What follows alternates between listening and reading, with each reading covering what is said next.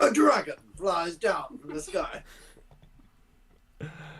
Not just yet, but maybe soon. Welcome back to Kavran. Recap of last time. You guys were out enjoying the festival with no imminent dangers on the horizon, nothing to pique your interest and explore. You guys had decided to enjoy the festivities for what they were. Festivities to relax, perusing the various stalls and things on display, taking part in some games, looking at finely crafted weapons, some magical, some not so, inquiring about different magical items and armors and things like that. Realizing that some of these things are quite expensive, you decided to put on some impromptu bouts of combat for people to gamble upon, with varying degrees of authenticity, using a few codes and things like that to ascertain who the crowd was rooting for and who most of the gold had been placed upon. Some of these fights were theatrically thrown in order to ensure you came out ahead.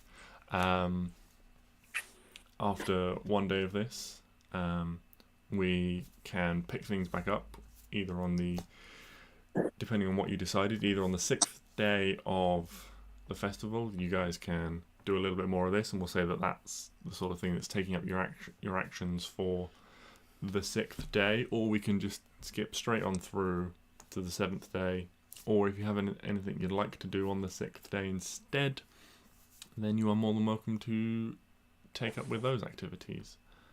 I'd like to find my pen. Roll an investigation check.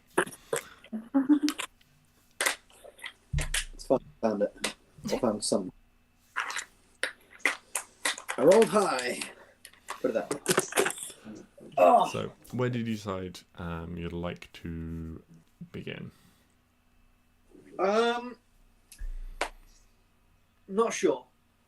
Did we want to? I mean, I would assume, because Clary's thing was going to be very expensive, I would assume we spent a fair bit of time doing this. So, is there like some just like basic rolls we can make? Yeah, I was thinking about this during the week, and if you want to spend the day doing that, then we can get this out of the way quite quickly. We don't have to like RP through it and make all the checks. Thinking if everyone rolls a D4 for me and a D100. Ooh. Excellent. Alright, D4, D100, 1 and 17. That is not good.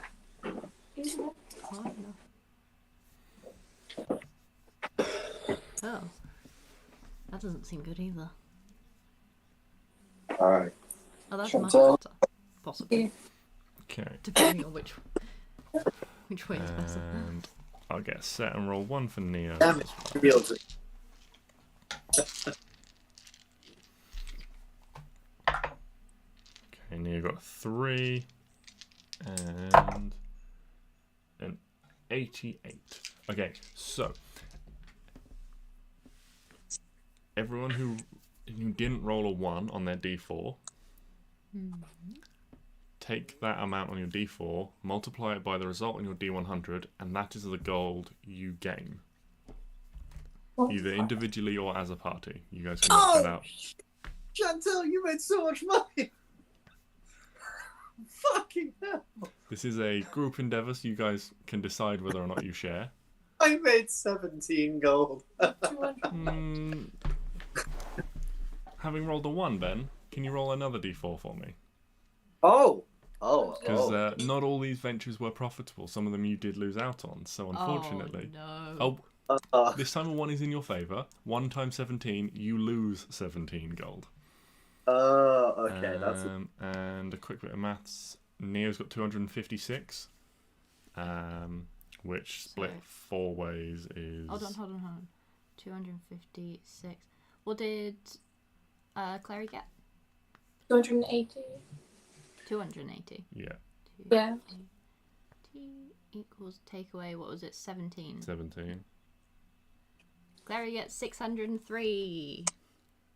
Is that the total of everything? Yeah. So then if you divide that by 4. Oh, that I think we Sure. were doing it for Oh, you're just doing it all Oh for my Clary's. god, you've got Clary's that shoes. was 3,400 gold, and we said that 4,000 was about the amount that she needed for the boots. Oh, So I've literally Boom. just got enough. What was it? 600? she's either literally just got enough, or she's got way too much, and now we're sorted. What was it? 600. 3, so you have got 4,004. Fine. Boom. Look at that. All right, and then go buy her boots of spider climbing or slippers of spider climbing, whatever the fuck it was. I also need my armor. Yes, you also need your armor. What was it? You got like +1 armor. You just bought that there and then we're getting you +2 armor. Is that correct? From the man. I don't know if any of you bought armor there and then. I can't remember. No, I was gonna go to his room in No, town. She did because she sold her braces, Right. and half of the money was getting armor, and half of it she kept. Yeah. Okay. Yeah, because he had some like on the rack stuff there and then, didn't he? He had like And so- one set on him there, Yeah, and that was the one. and then he had a couple more that he brought with him. Your AC Yeah, so it was the right? cheaper one, not the 1 almond.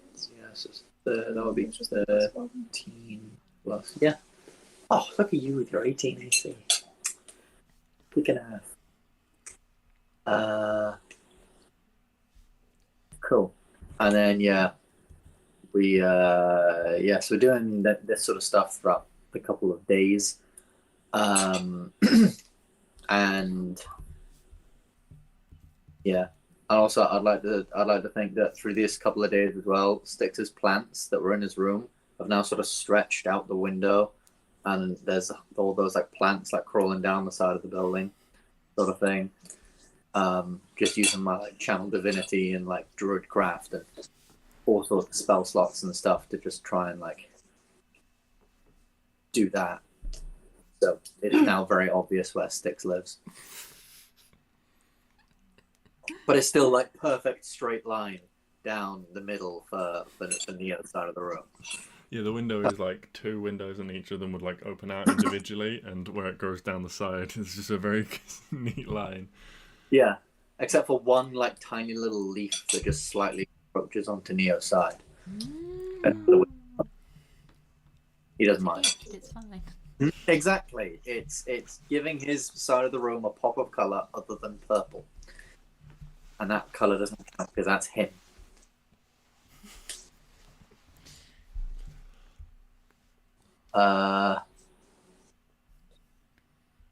Yeah, and then we'll go get your stuff, go get my stuff, and then we're done. Oh, and then go get stuff for the desert, Oh, because desert be fucking hot. But I guess we'll worry about that in a minute. Yeah. Okay. We'll say that those 4 bouts essentially take up most of the day by the time you guys have like gone around different sort of parts of the city, moving your act about and things like that.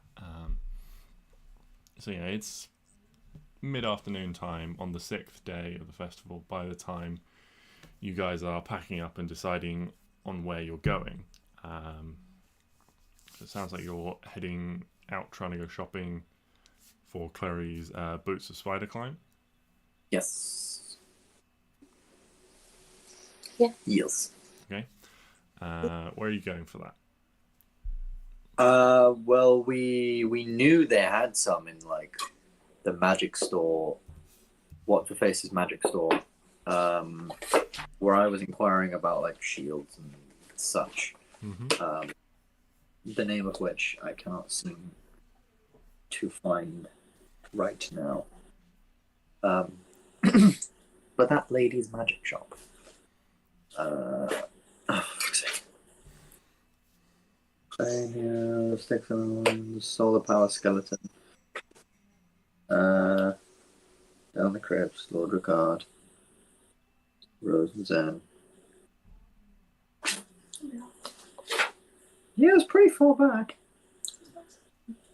I know it's last session, but I'm trying to find the bit where we first went there. No. Oh, I can't fucking find it. But that woman's place.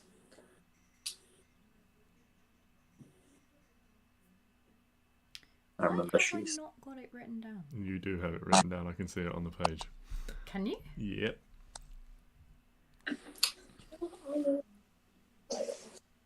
Just +1 studded leather armor. Bistina. There you go. At Morgwans. It's supposed to be Morgwin's. Oh, Yes, Miss Morgwin's Bistina at Magical- Morgwin's Magical Miscellany. Yes.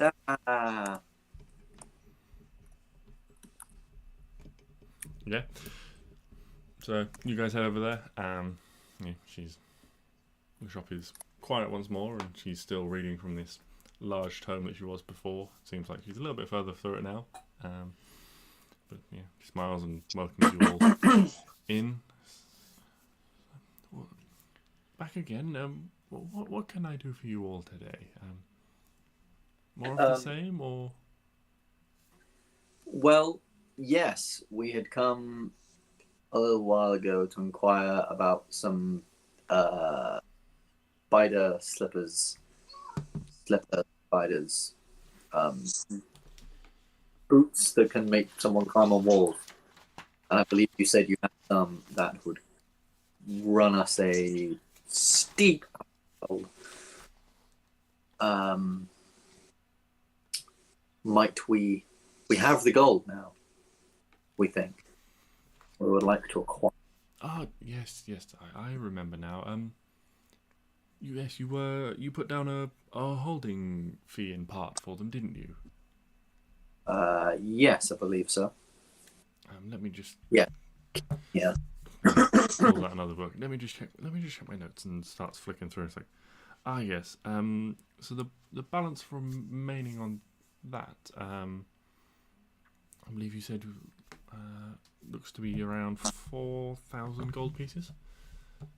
Yes. Hand over 4,000 gold pieces. Yeah, she takes it from you, and opens like one of the drawers like in the till and drops the money in. It makes no noise as it drops in at all. No clinking, no clanking or anything like that. Just shuts it again. It stands up, sort of hops down off the stool and heads into the back. Sort of a few sort of rustling and banging noises before she comes out with a pair of very nice shoes in like a wooden box. She's like taking the lid off and sort of walking forwards to present them to you. Spider Clary does whatever a spider Clary can. She swings from a web. No, she can't. She's not a spider. Look out. Spider Clary. No, Very. Clary. Yeah. Owl goggles, a bat cape, and spider stoppers. Yeah, that is an interesting image. That-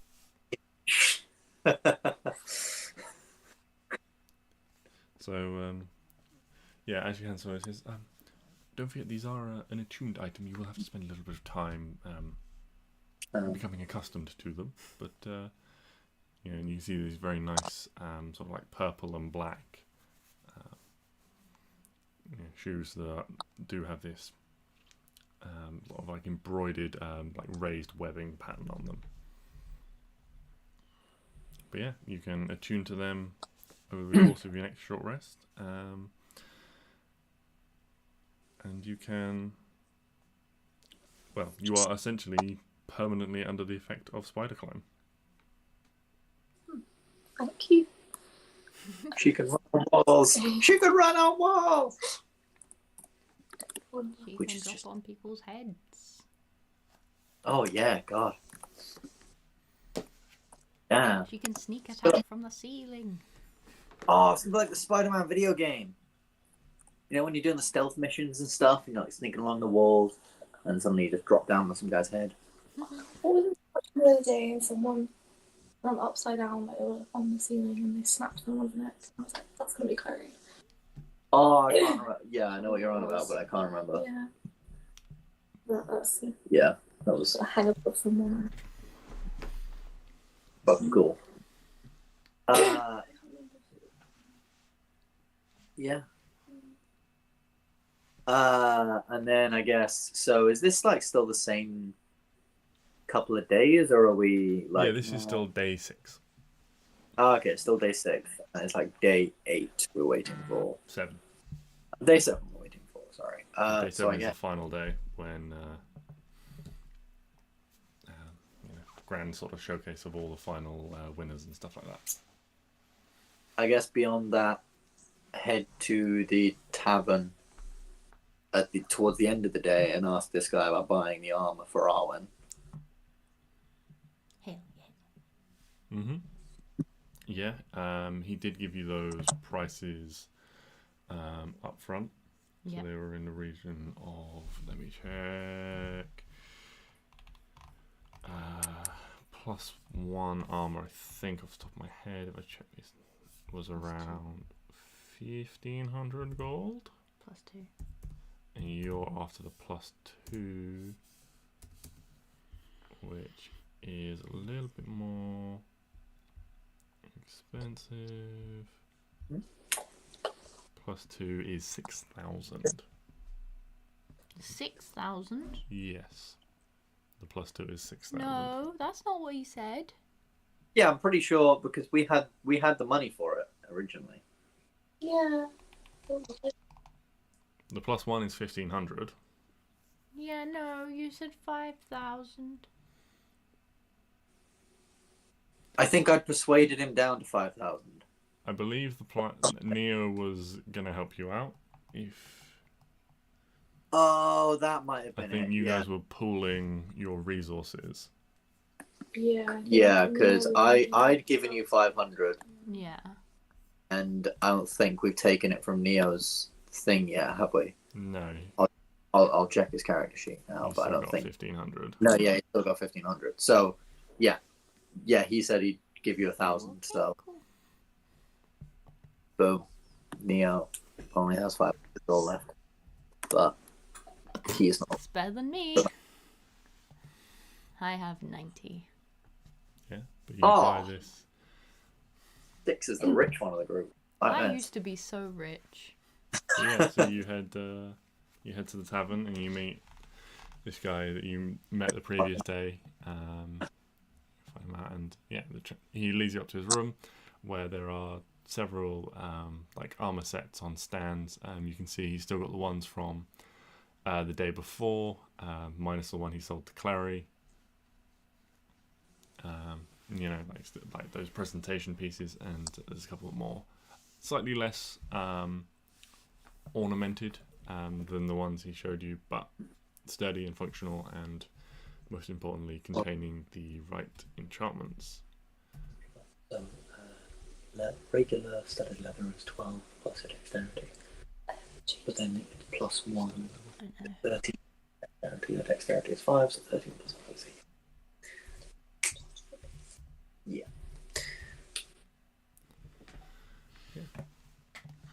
So, does that put... that gives me 3 extra points, doesn't it? What Because- did you currently have? Leather. You had leather before. Yeah, Yes. So, I have 18. studded leather is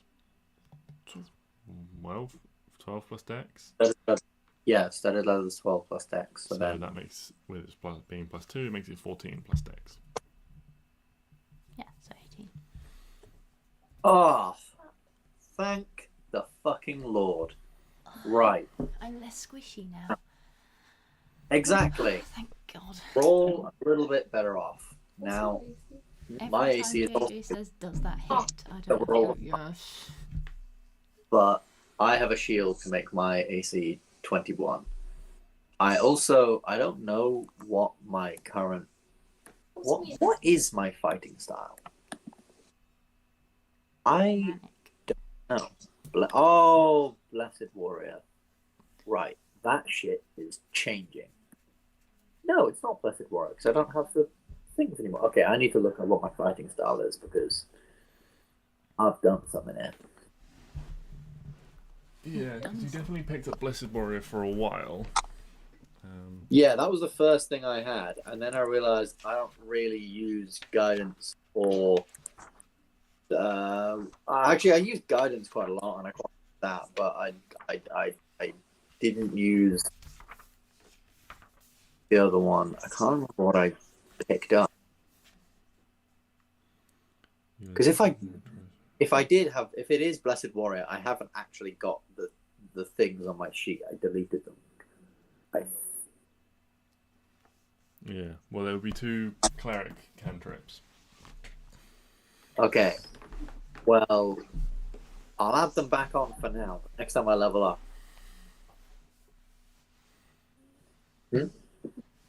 Oh, Unearthed Arcana. Playtest things. How do you add spell? How do you add spells to things? If you go to Compendium, search the spell, and then drag it in. Yeah, but I've got the thing as a new tab, so you'll have to put it back in like main view then. So it's not Yeah. a tab. Or do it after the session. Yeah, I'll do it now really quick. Cool. Okay. Well, anything else you guys would like to achieve for the end of the day? The guy told me I could inquire about that belt after the proceedings because the belt was being used on one of his pieces that was to be shown off. That wasn't this guy. That was a different guy. I know that was a different guy, but Right. That's what I'm saying. Like he said. Okay, you're waiting until. Yeah. Yeah. Right. You're waiting until after the showcase to potentially track down the man who brought the belt. Indeed. I won't mind.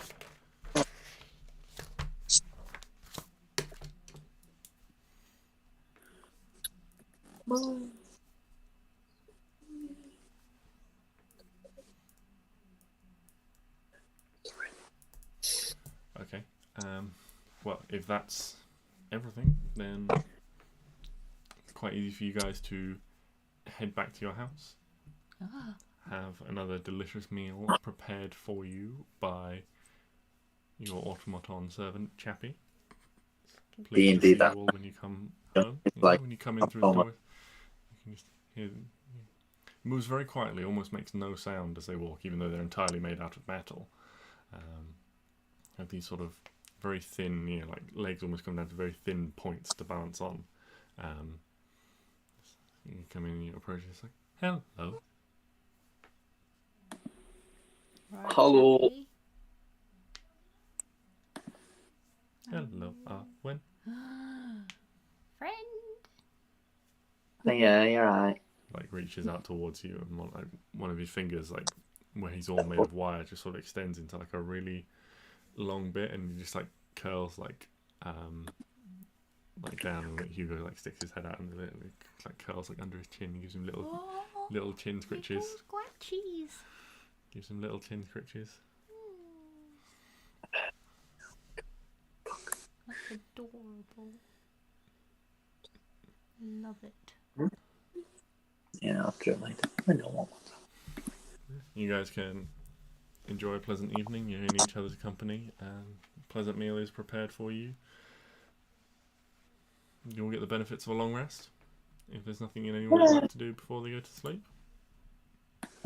No. I don't think there was anything I wanted to do. Do I have to do anything to attune slippers or just wear them? It would just take a short rest, so yeah, you could do that while having dinner or at some point during the evening. Just takes an hour to attune to them. Before I take my long rest, I'm gonna get spells. You're going to get spells. Not get spells. I'm gonna put spells in my spell ring. Okay. Do you have any spells in there at the moment? I've got Stix's Okay. high. So you've got 2 spell slots worth of space in there. Yeah. Okay. What are you casting into your ring of spell slot?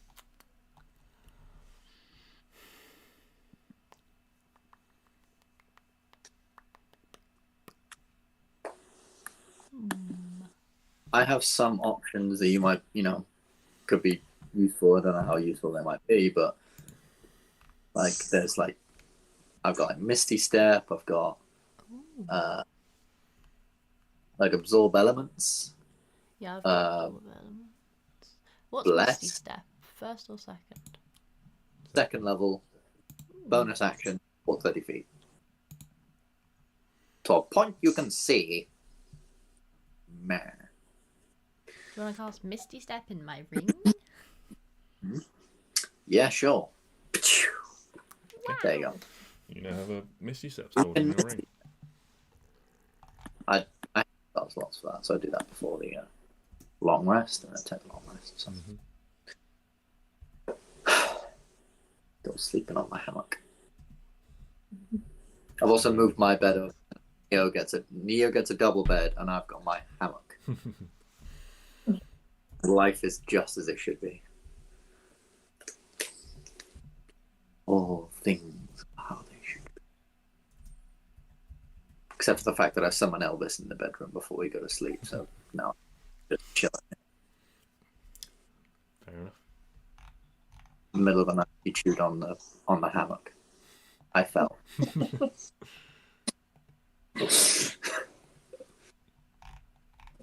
Yeah, during the middle of the night, you all just hear a crash.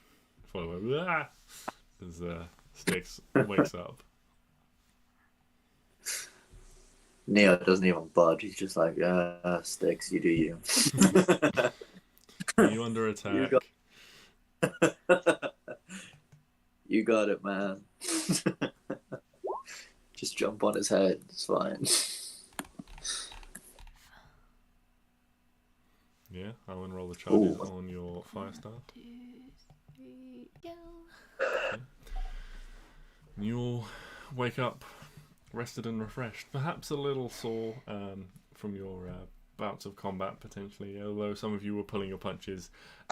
Some people certainly had a point to prove once or twice. A moonbeam and a smite may have been thrown in haste. Wasn't me. Jeez, Neo. Dog. But yeah, you all wake up rested, refreshed, and ready for the day. There is an excited sort of buzz in the streets. There's not as many people around as you sort of look out the windows as you're getting up early. The streets are a little bit quieter. This not being a day where any new things are on display. Most people are content that they've taken in as much as they can. A few people are still sort of out just seeing if anything's new. Maybe a few of the richer folk are out maybe trying to haggle down on the last day of the competitions and things like that. But most people are waiting until the late morning when the presentation showcases are due to begin. Taking in this lazy day, as it were. But there is still sort of an excitable buzz around. Out in the streets, the chatter is sort of, between people is all, did you see this? Did you see that? Who do you think's going to win this? Who do you think's going to win that?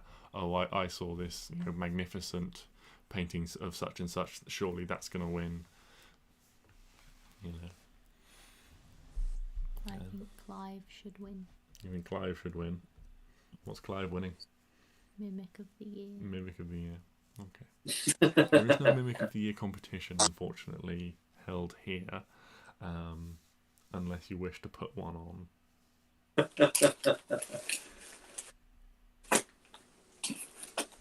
Can I get a small cup? Mm-hmm. And I'd like to give it to him. Or be a good mimic.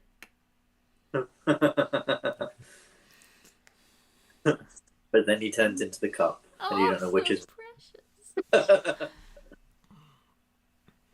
Yeah, and you like go and find the stall, and the same old man is there, and this time there's an old woman with him, and he's like,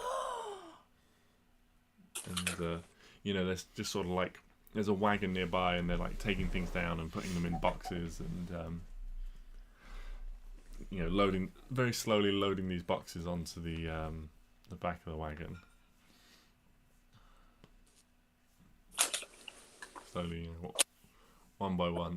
They're not like ancient people. They are. They're just they're old people, probably in around their sort of early to late 60s. So not as fit as they used to be, but still capable enough. Sebastian, is this your wife? The man, recognizes you again. He's like, oh, hello. I'm sorry. I'm afraid we're not holding anything today. We're just packing up, ready to go. After the showcases. It's okay. Is this your wife? Yes, this is my wife. Hi. I love your knitting. It's like, well, thank you. It's. I'm a massive fan. Oh, that's very kind of you. I have all of them. I'm collecting them. Well, I shall have to see if I can come up with some new ones maybe for next year then. Well, if you ever have any, you can always send them to my house. I have a house. That's good. Show offs. You send them to my house. Where do you live? Ow. It's alright, you can give her your address. Anyone know the address? Arwen just knows where it is. That's fine. That's enough of a description in this postal system. It's alright, you'll get there. You can give her your address. Also, this small cup is for Clive for being the best mimic. Sebastian's holding a large box of books, and as you've been talking, he's just put it down on the back of the cart next to him, ready to climb up in and put it all away. And as you say that, there's one of these books just turns into a sort of an elasticated blob and just reaches out and takes the cup and puts it. So, I think that means thank you. And the cup is just placed there, and you see one of these books that's been neatly in this stack and indistinguishable from the others, just sort of oozes its way out, leaving a gap, and then turns itself into another cup. 10 out of 10. Best mimic of the year. Well, we need to carry on, but we might see you at the showcases later. He climbs up the steps into the cart and just starts dragging this box of books over next to a couple of others. Bye. Thank you. Well, thank you. You're welcome. Send me the mimics.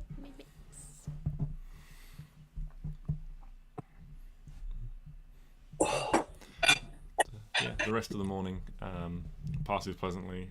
The weather's all right. Some people are remarking, "Oh, it's a shame you haven't had the sunshine of previous days," but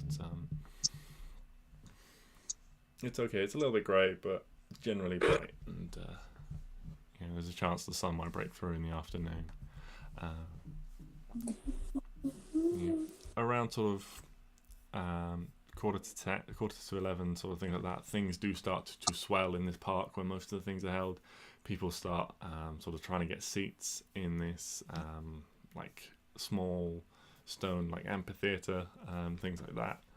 The crowd is, by the time everyone's sort of settled, is quite deep. You can see this stage has been set up and is currently empty, but people are talking quietly amongst themselves. You guys take your place in the crowd, spotting, you know, there are quite a number of guards around in this. Perhaps maybe with everything that's gone on, there are more guards than you would have expected to see at an event like this. And off to one side, you do spot Brienne. Maybe wander, maybe wander over to stand next to her. You can see, you know, she stood there fully armored. She's clearly on duty here, and she's got, you know, a shield on her back as well as, you know, a sword on her hip. Turns and gives you all a nod as she like sees you approaching. We're still alive, despite our best efforts. Yes, well, word has reached me of your exploits in the last couple of days. It seems like you can turn your hands to most anything. Becoming performers now, are you? Yes, I'm multi-classing into bard.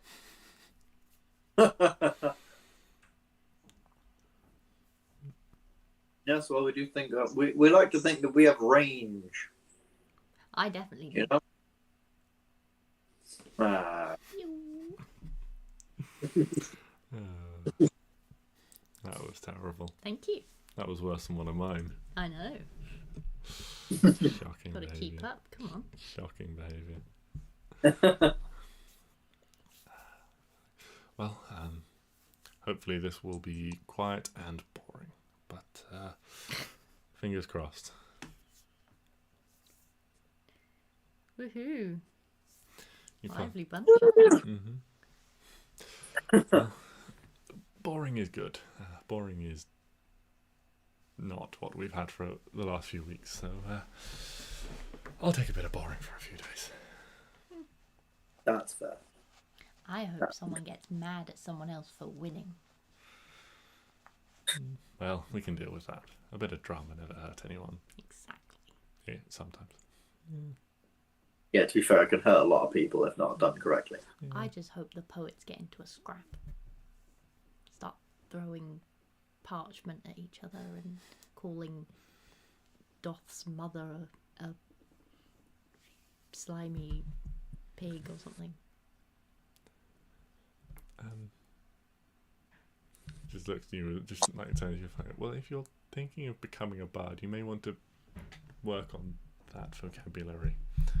I hear they can be a spiny bunch, quick-witted and sharp-tongued.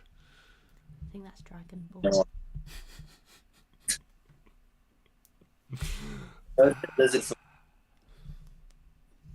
Or those Yuan Ti bitches. But no, we've had our fill of bards. Thank you. We do not need a pint or two. Well, as you pass time with idle chatter and things like that, the stage starts to fill up with people. You can see there are a few finely dressed people that you guess are probably lords of some description or well-off nobles, things like that. You recognise the figure of Lord Rickard Harkston standing on the stage with with his wife and what looks presumably like their daughter, as well as his familiar Minotaur bodyguard, who you swear might be even taller than the last time you saw him.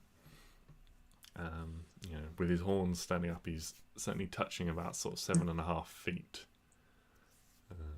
That's a tall man. Yeah, has this huge, long axe still. His head is slowly sort of just rotating around, scanning the crowd from left to right.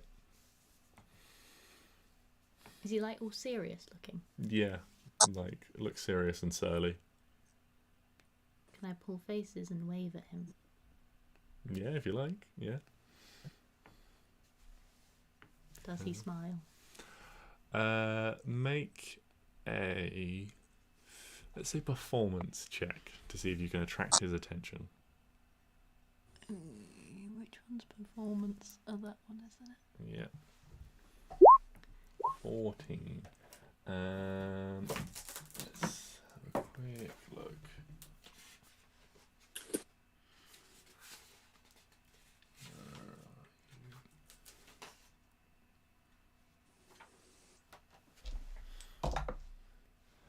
Yeah. Although you think you catch his eye, you don't see any discernible change in his demeanor. This man's boring. Agreed. And after a few moments with what looks like everyone assembled on the stage, Lord Rickard steps forwards and sort of raises his hand, and the crowd, the low murmuring from the crowd settles down to a quiet hush. He's like,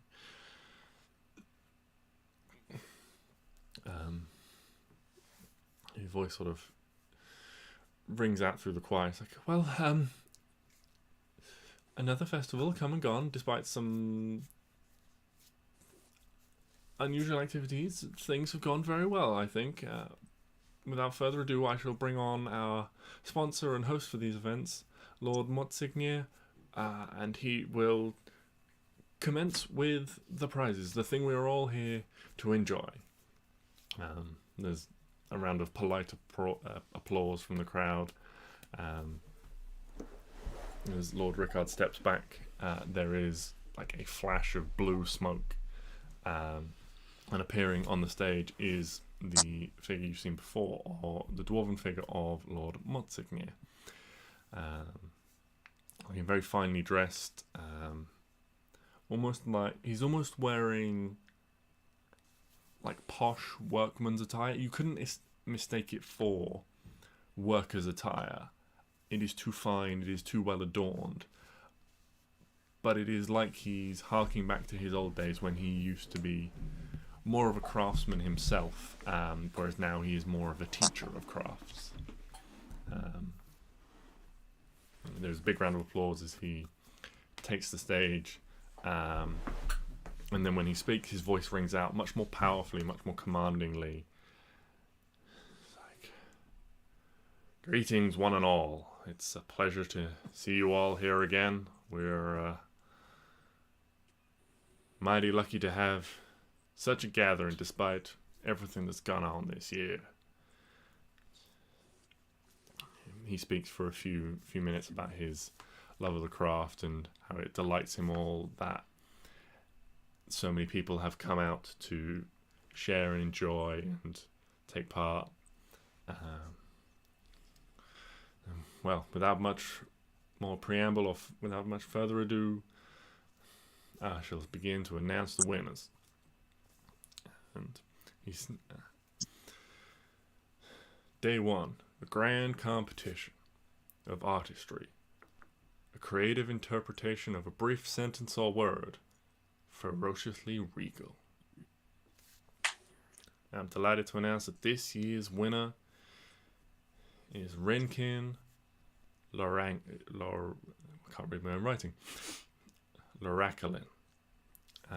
There is again more applause from the crowd. Motsignir snaps his fingers as another puff of smoke, and on the stage appears a beautiful portrait. You can see a half-elven man gets up from the crowd and begins to walk towards the stage.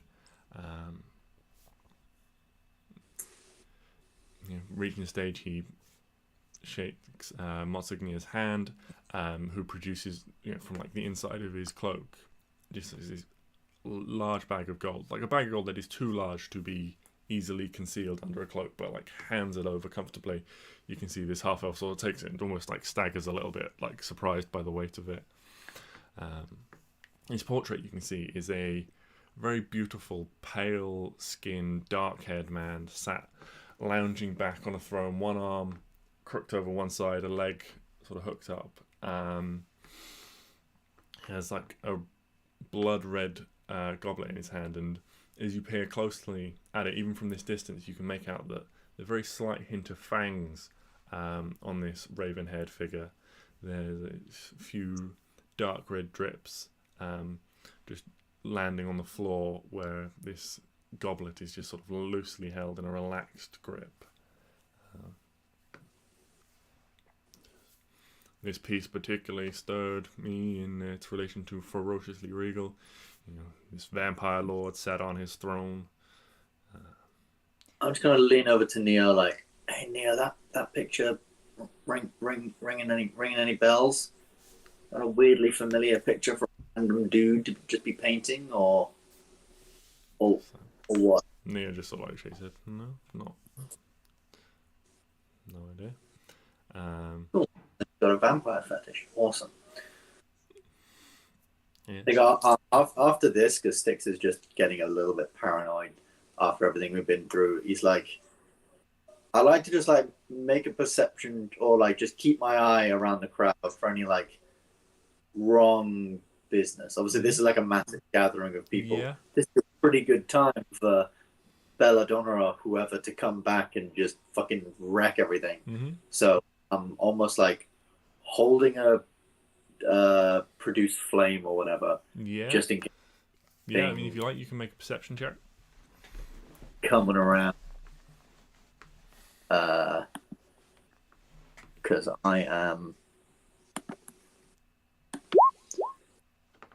Yeah, you're looking around. You get a pretty good read on the people sort of all around you. You know, the people further away, it's a little bit hard to really make out, but you don't spot any signs of any sort of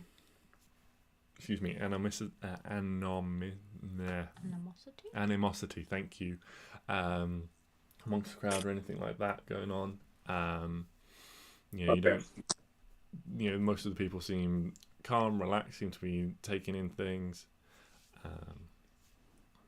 Okay. After Rinkin makes a short speech and, you know, thanks several friends, family, hosts, and what have you, he's ushered off stage. And moving on to day 2, grand competition, best new song. Black sheep. This year's winner is a beautiful song from lovely little halfling lass I had the pleasure to meet and hear this firsthand. Everyone please welcome to the stage Miss Jennifer Dewfoot. And you see this short halfling woman jumps up from the crowd, and you can almost see her mainly by the sort of the people moving out of her way. She like pushes through, and then she breaks out the front, and you can see her clearly. Climbing up on stage, she is similarly handed a large sack of gold, seemingly from nowhere once again. But this time she takes it and she places it on the ground. She turns to face the crowd, and with a snap of his fingers, several instruments appear on the stage. Jennifer picks up like a small lute and begins to play, and as she does so, the other instruments just rise into the air and begin to play themselves. This soft, melodious, slow tune begins to ring out, and she begins to sing. She sings this beautiful, sad song about the love for the night sky and the stars and the moon, and how the moon and the stars, they stand in the night sky together, but they can never meet, never join. And as you listen, you slowly pick up on the undertones of the song and how it shifts, and she's no longer singing about the stars and the moon and the celestial bodies, singing about people and one person's love for another person, and how it is destined to never be, destined to be apart, it seems. You look around, there's a few sort of damp eyes from the crowd and things like that as she finishes this beautiful song. A very large round of applause when she does so, and she hands back this instrument and picks up this large bag of gold and sort of like tries to stumble off stage with it. Moxignia steps forward again, sort of like pretend, almost like wiping at his eyes, but you don't really think that he was necessarily crying looking at him. He doesn't seem to have red eyes or anything like that. But that was beautiful. So on to days 3 and 4, for all woodcrafts and things like that. Beautiful, enjoyable period. This year's competition was slightly different than done in the past. We went for best bet. So we'd throw it out there and really challenge our creators. This year's winner is a delightful gentleman by the name of Sun Kuzo. So he snaps his fingers once more, and behind him appears this huge 4-poster bed. Each corner is carved into the trunk of a tall tree. Their branches reaching out that form a canopy and crisscrossing over the bed itself. From all the branches linking are these like tiny little fabric leaves that move and flutter in the light breeze of the outside. Each one is sort of a various changing of shades. So from one corner to the other, it moves from a green into kind of yellow, and then an orange, and then the deep reds of the autumnal leaves in the opposite corner. Once he sort of walks around it as this copper dragonborn takes the stage, sort of bowing to the crowd. It's a beautiful piece of fine woodworking, and he sort of reaches up and runs his hand through the leaves ahead, and just like lying out under a night sky, beautiful leaves rustling overhead. A fine piece. You should be very proud of what you've created. And again, produces this bag of gold and hands it over. You see, this dragonborn is slightly more powerful than any of the others. Being a carpenter, he's a bit more physical and takes this bag of gold comfortably and tucks it away. Found Stix's bed. Oh, maybe. We had the money. As the dragonborn departs from the stage, he just snaps his fingers once more, and the bed disappears from the stage. It's like, and now for the biggest prize for days 5 and 6. Artists who are competing for my own affection, trying to catch my eye in particular. This is competition, as always. The blacksmithing is a secret competition, and this year we went for a common one. It's always a popular category. We went for best weapon. And I feel like we had a solid year, a real fine competition. But the winner is something I've never seen before, never even conceived of. It's a beautiful piece, non-magical, purely functional, which always impresses me. The winner goes to one Miss Darkrabella Reddock. You see a dwarven woman rushes forward from the crowd, sort of stumbling over her feet a little in her excitement. And you can see just the sheer excitement. She's almost got her hands over her mouth, and you can see tears of joy sparking in her eyes. It's like Miss Darkrabella will receive a full year's tutelage under me. Is an apprentice to my blacksmithing. Clearly she knows much about her craft already, but I'm sure there's a few things that we can teach her. She takes the stage, and as she does so, he snaps his fingers once more, and in his hands appears this beautiful beautifully elegant rapier. It has this large basket hilt, but the rapier's blade, although it's clearly supposed to be a rapier, is very chunky and very oddly shaped, looking at it from a distance. And then as it's sort of turned and presented to the crowd, you can make out that he's got these weird sort of fluted holes in the side of it. there are holes that sort of pass through it at various places, and it's different. Different thicknesses at different points on the blade. It gets wider and narrower, as well as in a few sort of. You realise this large basket is also made up of various tubes and channels. And she takes it in her hand, and she begins to swing it through the air, and a single iridescent note just hums from the blade. The wind created by this slash passes over the blade and creates a single musical note. And she swings again, this time a different cut in a different direction, and a different note is heard. And then she begins to move quickly, one cut, a second cut, a third, a parry, a thrust. And each time, these notes, with each swing, just roll out over the silent and stunned crowd. Play bright side.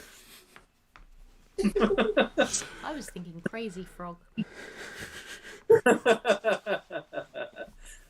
Whoom, whoom, whoom, whoom, whoom. Tap on the ground. Ding, ding. Ow, ow. Dun. Yeah. This goes on for a couple of minutes as a beautiful tune is wrung out from the blade itself. And then she takes it and she presents it back to Lord Moximir, bowing. And this time, she's not given a large quantity of gold. She just takes her place at the back of the stage with everyone else who's standing there waiting. She doesn't even get money. She gets an apprenticeship under the finest blacksmith in the city. And no money. Ugh. It's an apprenticeship. Does she get paid on the apprenticeship? Yeah. So I hope it's not an apprentice's wage. They're shit. Besides, with this, she'll gain the experience to make more money in her future. that is kind of the entire premise of anyone who has worked under his tutelage is generally set for life with the skill set that they acquire and the reputation that comes with having been trained under him, that they essentially have their pick of clientele. It's the old adage, give a man a fish and he'll feed for a day. Teach a woman how to blacksmith a fine spear to destroy the leader of the fish people, and you'll be fed for life. That's a good one to remember. Very wise. Arwen taught me that one. Oh, God. She sends some mixed messages. She does. It's great childhood.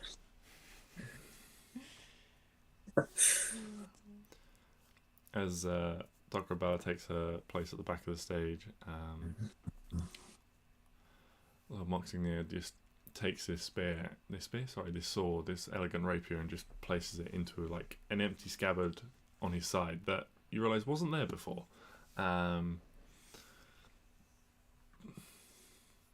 He turns to face the crowd once more and he's like, and with that, another competition comes to an end, and we have another year before we see these fine craftsfolk in our city once more. I hope the next year to see as many and more faces come to view. And you see his eyes grow wide, and his expression changes from happy and smiling to pained, and he clutches his chest. Oh no. And staggers a step forwards, and starts coughing. And you see he leans over and is coughing on the ground. From this distance, even there you can see red coating his lips and coating the ground. Am I within 30 feet of this guy? No. Or could I get I'd say you're maybe a little bit more than 30 feet away. Can I run and misty step? Yeah, you begin to run, Stix, and as you do so, you see that the back, something has been driven into the back of him. There's a large stain spreading out across the back of his coat, and there, appearing out of thin air, is a tall, black-haired woman with pale skin and red eyes. For God's sake. Oh, you're going down, bitch. As you're running and pushing through the crowd, she smiles and You says, have held fire. Oh yeah, I did. I mean, I guess now I've started running and doing stuff, so I get it. That's not. But I did have 19 perception, but I guess she was invisible, so yeah, she was like doing all that ethereal shit. But yeah, would that held action go off or? yeah, we'll get to that in just a second. Okay. She turns to address the crowd. So you guys are a little bit ways back, and you're having to sort of push your way through a group of people to get there. So as you're pushing people aside to get a clear view from up close, Treasure the guy's greetings, everyone. I hope you've been enjoying yourselves. So many of you. Too tempting to ignore. I fucking knew it. I regret to inform you, you now all work for me. Fireball. And as she does that, she raises her hands, and you see more undead figures rising out of the ground, out of thin air, as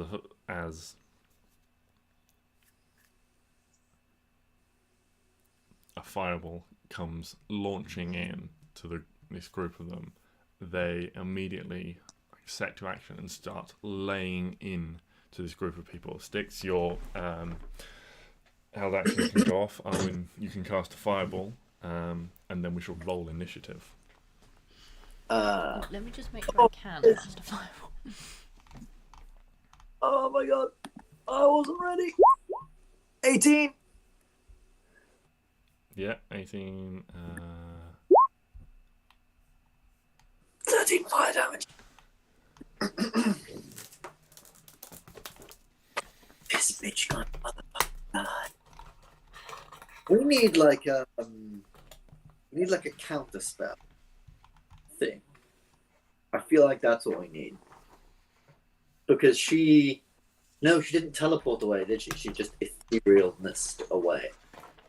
We need to somehow Can I summon my wildfire spirit? stop doing it. Before I fireball? No, you said fireball. So Okay, can I not fireball then? okay, if you'd rather not fireball, then that's fine. Okay, cool. I have a fireball wake.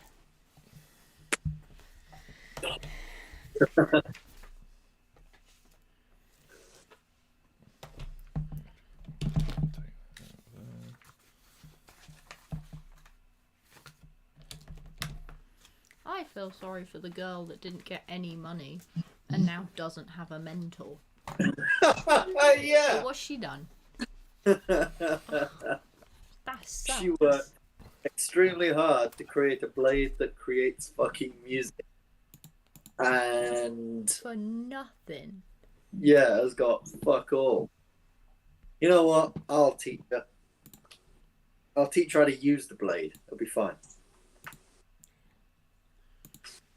Oh shit! Okay. Lovely nap. That's a Arwen, magic. you are deciding not to fireball. Not yet. I need to do something else first. Okay. I'm zooming the wrong way. Also, preferably we'd have space.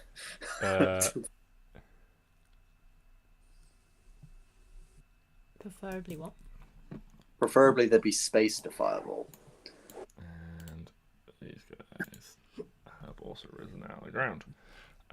If we survive already started running. Can I? Yeah, yeah, you can move like, so you're like up to the edge of the like seating area. Yeah, so that's 30 there. Like 30 can get me there. Okay. So Yeah. that makes sense. So the four of you down the bottom there. That is Sebrien in the middle of you all. And yeah, can we please roll initiative? Oh, this bitch gonna die. Although I am slightly more worried that she has a lot more guys around her now, and our initiatives are not going well. Although we now have AC on our... Oh, 21. Jesus. Yo. I'm sticking the heat in on. It's fucking cold. Freezing in this house. Okay.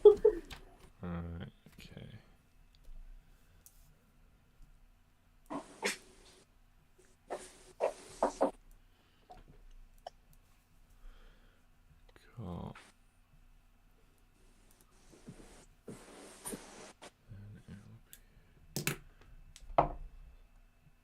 Ooh, okay.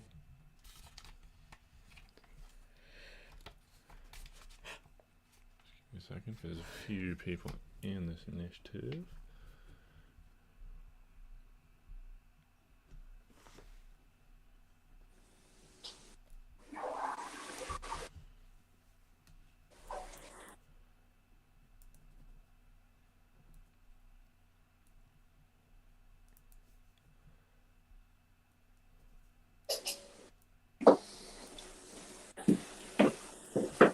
Oh shit.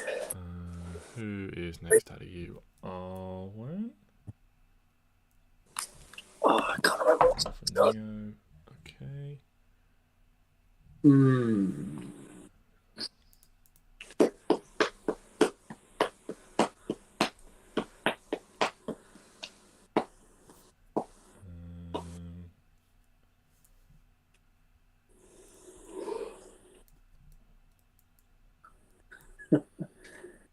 Then it'll be Stix.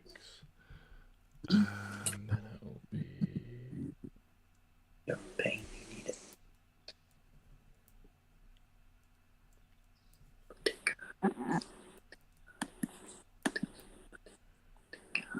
Yeah, I'll stick that down there because I forgot to roll an initiative for them so they can go at the bottom.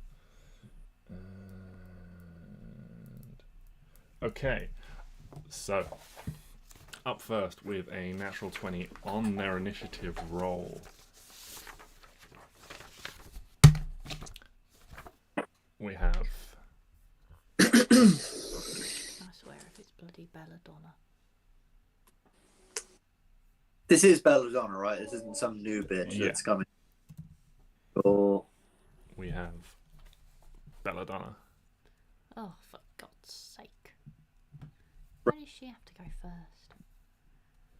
Oh, she sucks. She sucks. She's got a really edgy name. Absolutely. Belladonna. I'm all attractive and stuff. Fuck off. And you see that she turns around and starts walking 5, 10, moves up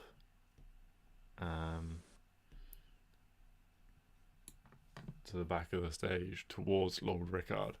Oh no. And Oh well. makes a swipe towards him.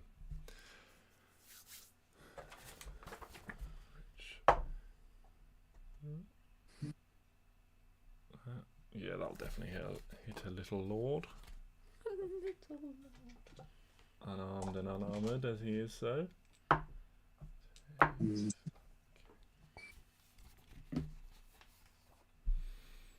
Yeah, you can see, so he runs up and she just like slashes with these long claws straight at him as he's like trying to back up, and you can see this Minotaur figure is like trying to push through the other lords, like shoves them out of the way to try and stand in front of Lord Rickard, which is not quite quick enough.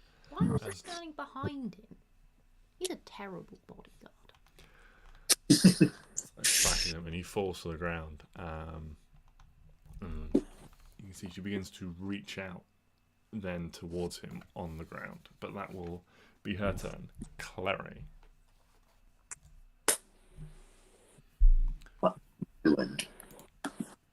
You What said I'm going to do is add all the way down here, sir. some coloured dots on these guys. Just tell them apart. No, Yeah. red and blue. And this one is purple. Okay.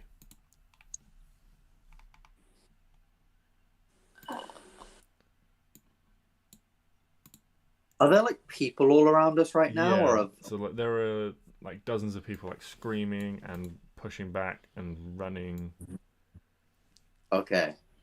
So we wouldn't really have a clear shot. Shoot at the I'll say it's difficult terrain at the moment. Stix, it took you like a little while to like push your way through the crowd to get that to your starting position, but from initiative, Right. it's difficult terrain moving through all these people who are rushing in the opposite direction to you, and some of them are just being like cut down by whites and things like that. As you're looking, you see one of these ghosts just point towards someone in the crowd, and they just, you know, looks like a woman in maybe like her 40s, and she just withers into like her 80s and just crumples over onto the ground. Oof. One thing I would like to remind Arwen as she's thinking about fireballs is that Stix takes half damage from spells. So I'll be fine. Is it a dead Yeah. use a fireball? Yeah. Oh, Claire will be fine too. Klari takes half damage or no damage from fireball because she has Basically. evasion. I mean, that's great, but fireball's supposed to be fun. So basically what we're saying is blow us up. Okay. It's consent to blow up your party mates, it's fine. Yeah. Matt doesn't ask for that, he just does it. Yeah, Matt just Matt fucking does it. He's even got the meta magic careful spell. He doesn't fucking use it, but he has it. Anyway, different world. Very cool map. I will say it'll get easier in a few rounds, you know, once these people have had a chance to potentially clear the vicinity. That's when you fireball. Okay, that's fine. I'll wait. I'll keep my fireball to myself for now.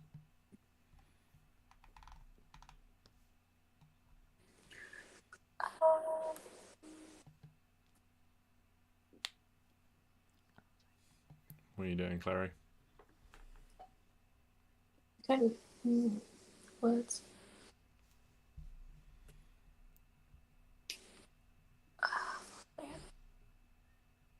There's people screaming, people running. These whites, you know, they've just got their swords out, just hacking at people in the crowd. I'm use my bonus action.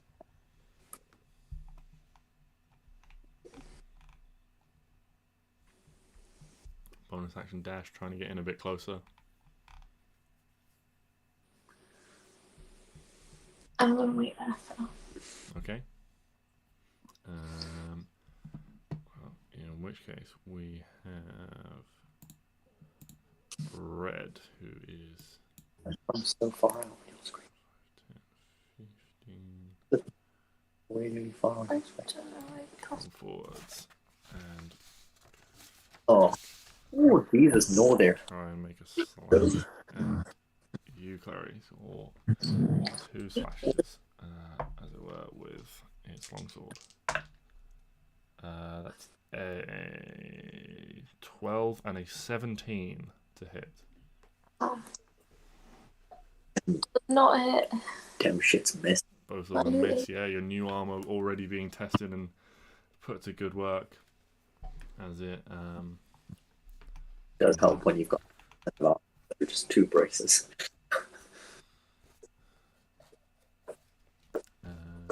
that's its turn, and then Braces.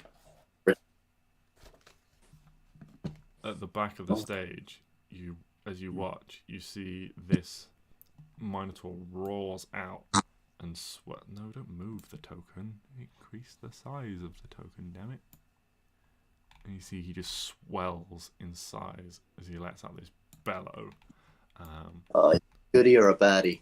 He's a goodie, right? And Please be a goodie. he grows to large size, and like stepping like around, or not even needing to step around, just swinging over the top of his employer. He'll take 2 strikes towards Belladonna. And one of those will hit. See, the first one like lashes out, and it would hit, but she just summons this wall of bones to protect her. And the second one just smashes through the protective bones, catching her on the hip. And she takes 1d12. That's 1d12 and 1d8. 8 plus 6 is 14. He takes 14 slashing damage from this huge long axe that he's got. And then he moves just to try and like stand over like the body of his employer, the body of Lord Reckard, like taking up this like defensive position to try and stop her doing anything more to him. And then we go to Blue. Blue just like steps into the crowd and just starts laying about the crowd with her sword. So we will move to Arwen. Those, the blue one. Yes. We fought those when they were underground, right? Or we fought them before. Yes, you have fought them before. Can I make some sort of check to remember what they aren't, like, what they're not affected by or what they are affected by? Because I can't remember. Yeah, you can make an intelligence check. Because I'm stupid. And probably so is Arwen. Yeah, Arwen's dumb as shit. So. Yeah, 12 in the heat of battle. I mean, you know that they were quite proficient fighters. They were resistant to non-magical attacks. Okay, needs magic. Fine. So magic or enchanted weapons. What about a normal arrow in a magic bow? Yeah, that counts. Okay, that's fine. Yeah. Nice. I am going to cast Hunter's Mark because fuck this fight. Okay. Hunter's Mark's on the blue one that is in the crowd. Okay. But I'm Oh, and like slightly higher, so I can get like a. Yeah, you can get like a line of sight. It's fine. Okay, cool. Excellent.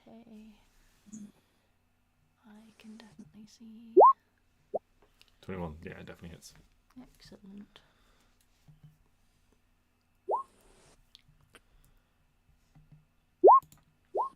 No one's hit that guy yet, have they? No. That's 15 damage.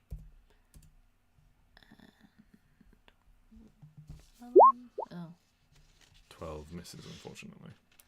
Well, that was rude. I'm gonna. I might just move a little bit over here. But other than that, I'm gonna stay up here for now. Just because I got range. Okay. Green is going to come forwards towards the nearest threat, and Oh shit. going to make 2 attacks against Klari. It's going to be a 23 and a 25 to hit. So, 2 slashes. So these are d10s. Do 1d10. I really want to just jump to about. That's a big roll. That is. Waste. That is 14 slashing damage and 10 necrotic damage, Klari. Jesus. on the first strike. And the second strike is a lot less. The second strike is 5 slashing damage and 4 necrotic damage. 9 overall. Is my reaction to half the first one? Yeah, use uncanny dodge, half the first one. So what was it? What did I say? 14 plus 9 is 25. So that would be 12 total off the first attack, and then 4, and then 9 off the second one. Wow. That is painful. So that's green. Neo. Neo is... Do you want us to take over Neo, or? If you're happy to, yeah. Yeah, can do. Neo, I guess, would just try for the first stuck in there. So 5, 10, 15, 20, 25. It's difficult terrain, don't forget. Yeah, 30. So he just dashes in to He try just and help. dashes. Okay. That's him. Yeah. Okay.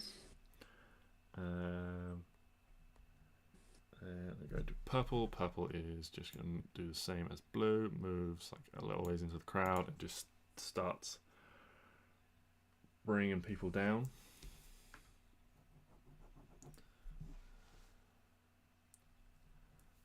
And then we go to Stix. What are you up to, Stix? Stix was gonna do something, but then he saw Klari starting to get beaten up a little bit, so he's gonna go help. So he's gonna go 5, 10, 15. Can't quite get the advantage there, but at the very least I might be able to get it next time. Yeah, and then I'm just gonna take I don't have. I'm going to pull out my hand axes for this one. Mm-hmm. No. Have we fought these guys before? Yes. And did they have... Because I know there was one enemy where I used my hand axes and they halved the damage. Was that these guys? Yes. Yeah. Cool. Arwen made that check earlier, so I'm happy to. Right, okay, yeah. Then with These my are the ones long... you fought who kidnapped several hundred people from outside the city. 13 unfortunately misses. 16 just hits. Oh, thank God. Okay, so then that's 13, 16 damage. Oh, I forgot to... That's fine. 16 damage. I won. Yeah, and then that's me. That's a me, Mario. Okay. All right then. Right. Next up is these ghosts, who are going to both move up a little bit, and they both attempt to use their horrifying visage. If it's a frighten effect, me and Klari pass immediately. Within 60 feet. Yeah, so that's everyone actually. Can everyone succeed? Can everyone make DC 13 Wisdom saving throw, please? Cool. What is it? Sorry. Wisdom Says, save. "In feet of me, you cannot be frightened." So Stix and Klari automatically succeed. Arwen succeeds. Good. Neo is fine. Look at that. Brienne. Or a friendship. Actually, does she fail? What's her Oh, wisdom modifier? really? I need a bigger desk so I can spread all these out. Do you want me to take her sheet?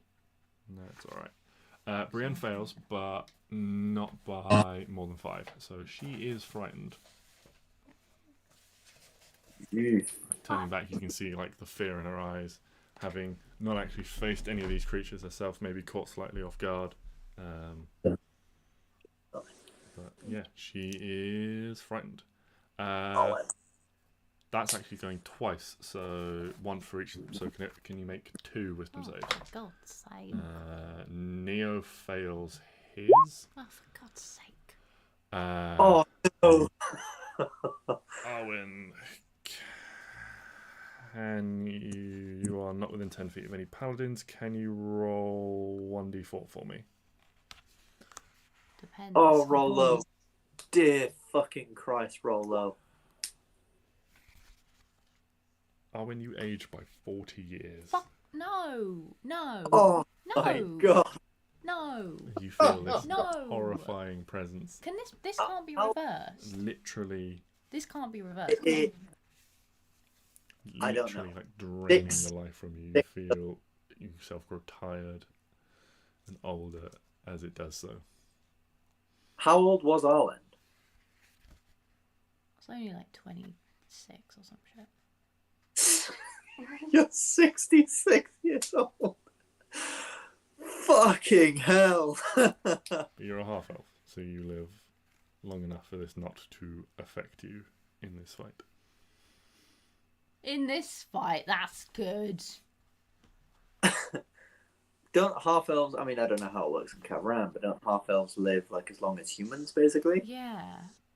No, they live They longer. I Live. thought. They don't live that long. Only like 200 years or something. That's the drawback with half elves. That They don't actually live that long. they don't. Yeah, they don't. live as long as full-blown elves, but they do.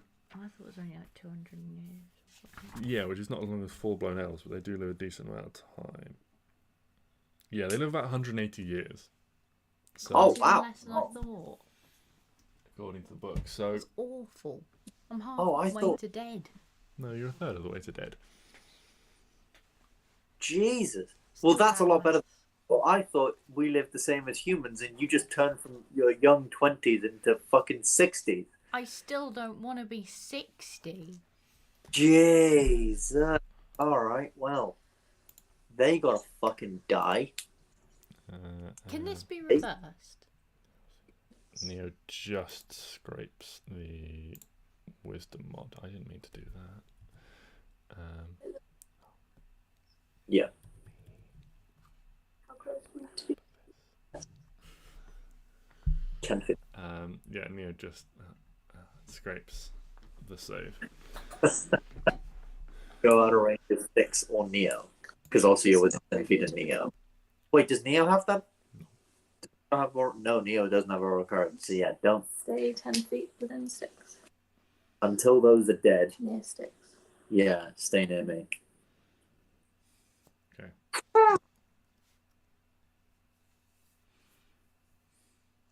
I don't like Right. this game. To leave now. Boogaloo. It's just- Okay. And finally, we have Brienne, who draws. You see, she draws her sword, and as she does so, it bursts forth with bright, radiant light. Shotgun! Did you just say shotgun? Yeah. She goes down. I will valiantly take up her Holy Avenger. Thank you very much. She, like, not being frightened and not being able to move closer to make an attack, she points like sword into the air. And as she does so, I need to look up the size of a spell.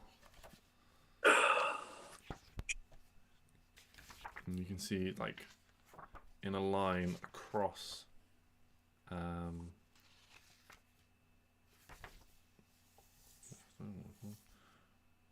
Is it not in this book? No, give me one sec. Google is a magnificent thing.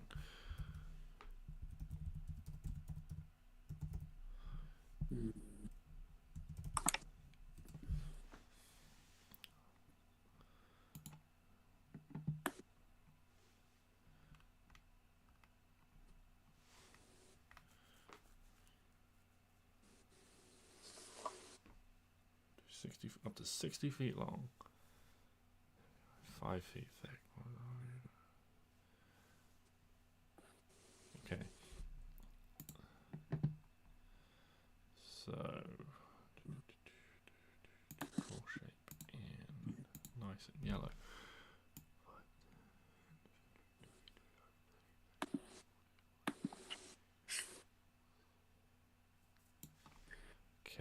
This Solid. wall of light. No. Oh, I'm gonna have real trouble with moving this, aren't I? Yes. I've made an error doing this, haven't I? It's fine. I will sort this out. But this like huge, oh my god, wall of, just wall of light appears. And well, Stix is going for a ride with this wall as well as that ghost. Yay! Sorry. Oh my god. And, oh, you know what I'm gonna do actually? Can you not just like use the arrows? Is I'm going to delete it and I'm going to put in one that is a solid block because with a nice blue border, why not?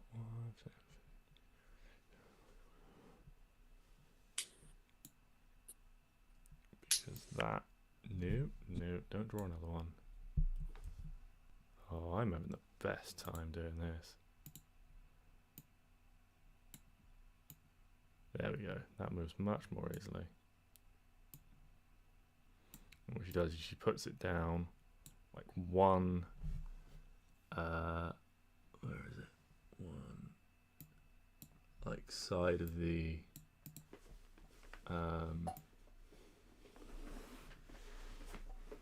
Thing. That'll do.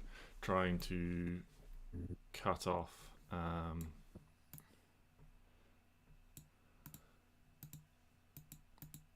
Trying to like cut off the crowd to keep them safe behind this wall.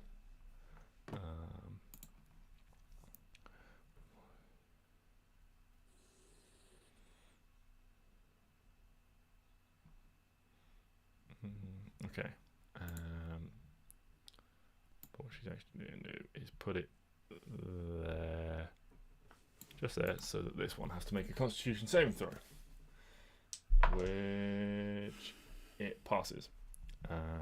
So it takes half damage. Where am I? Where's my D8? 13, 18, 19. So it takes 9 damage total from that. And yeah, that is Brienne's turn. Sorry that took so long.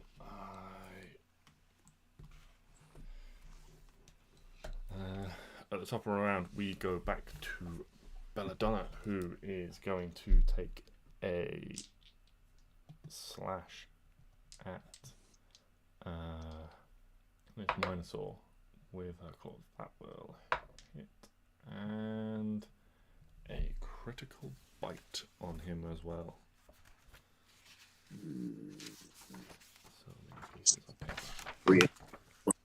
Whack up that. Yes.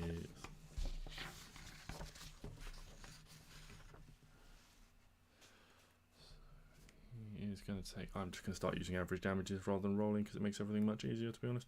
So he's going to take 22 damage from the bite, as it's. No, it would be 17 damage from a critical bite. You're not using average damage for us, are you? For what? Like when you hit us. I might start doing that just because there's a lot going on. So he's going to take 17 damage from the bite, and you can see the wound that he cut into her side starts to heal.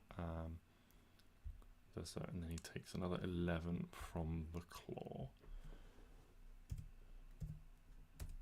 Oh, shit. It's her turn.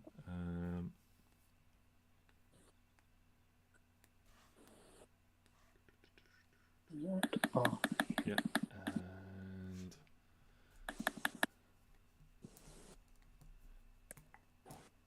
and then we will go to Klari.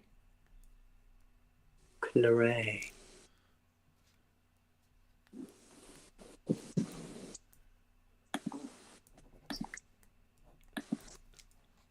Klari. What?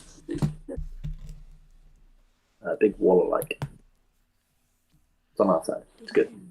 Stop me from being old. Am I just old now? You'll find out. I'm pissed off.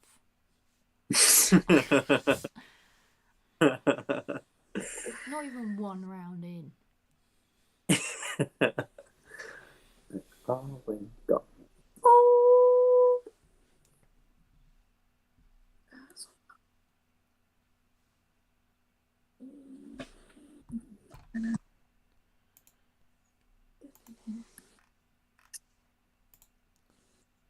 Concentrate on that. Kill him. Kill him now. I'm gonna hit the green guy. Okay. Hey! Let's fucking Nice. go. That's a critical sneak attack as well, I'm assuming.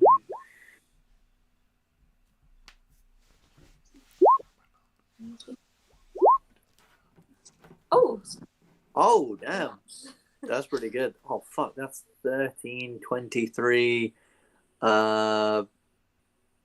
say 42, 61 points of fucking damage. 61 points of damage. Fuck. fricked. That doesn't kill him. I'm about to get scared. These guys are quite hardy, you remember from when you I fought mean, before. yeah. Point. Roll a d8 for me as well.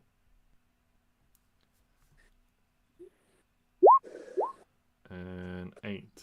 Yeah, so you like get this like powerful strike, like almost like driving this dagger in, and there's this like burst of electrical elemental energy out of it that like sparks like into the face, and you can see this white is sort of reeling and like blinking its eyes. They are discombobulated and cannot take reactions until the end of their next turn. Hey, that helps me. Oh. Yeah, so a powerful strike, taking this relatively healthy creature down quite significantly. How's he looking? Like, Rough, like there's like this big like stab wound like high in its chest towards its neck. This burst of like electrical energy has sparked out all over it, like singeing and burning flesh. Where it was holding this longsword up quite powerfully, it's now sort of like hunched over, like trying to sort of like wipe its eyes and shake its head.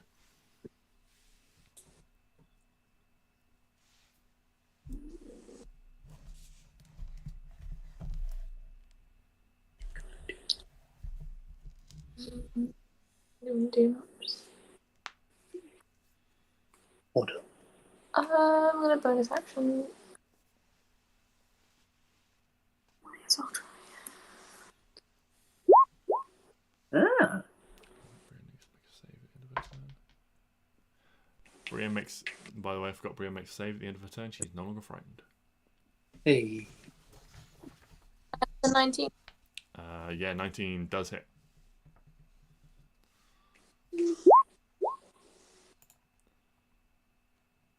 Oh, the 2. And Okay, it's just- additional, It doesn't have a modifier. additional 2 damage. All counts. And he's dead. Oh, I don't know if I should.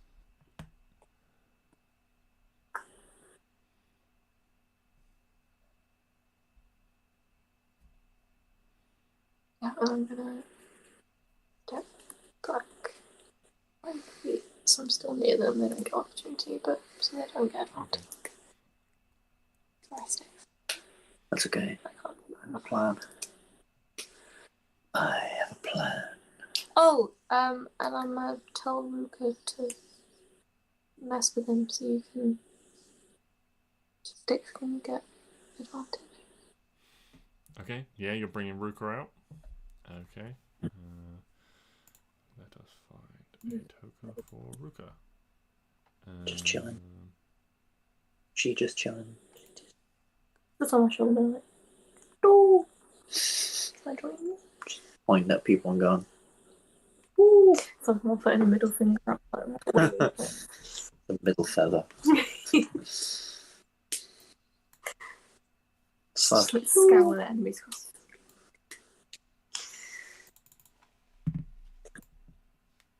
I'm coming for you.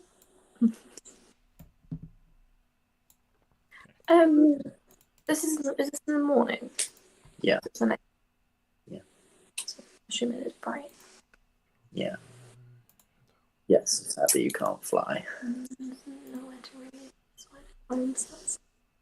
Okay, Oh, you should be able to control Ruka now, but Ruka is taking the help action at your instruction. What? You don't.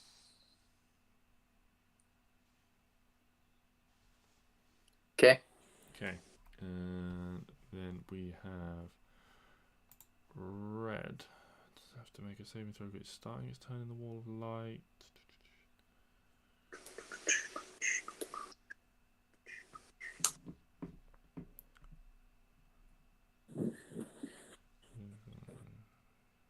Okay. No, it doesn't. So Red is going to go after Klari. That is a 14 on the first attack and a 22 on the second. Yeah. These are all at disadvantage, by the way, because they are in sunlight. Oh, 22 just fine. Please. That is 11 slashing and 3 necrotic damage.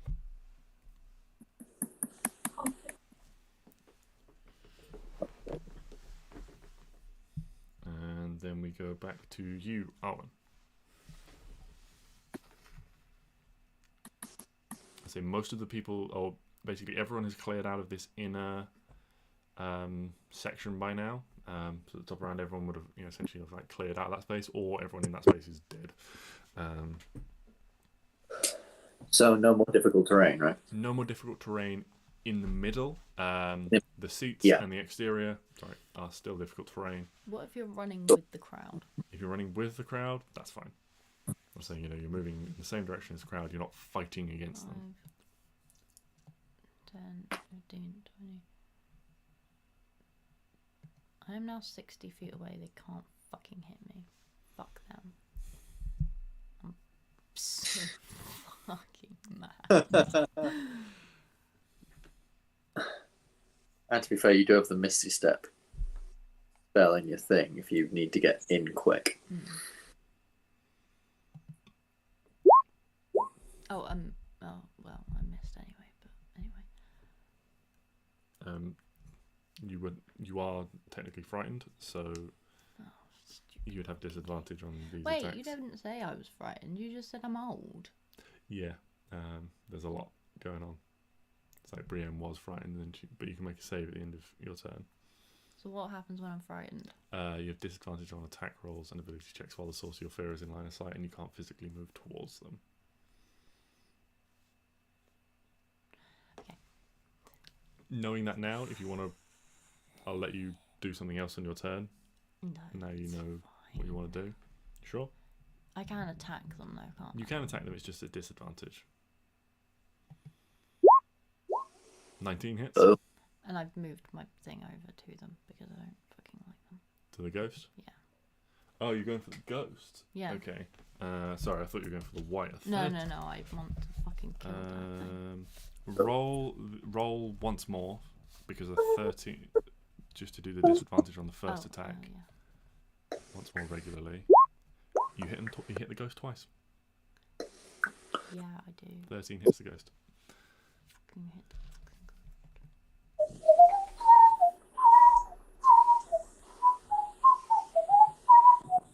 roll like 16 times. Okay. No, go. 10. 13.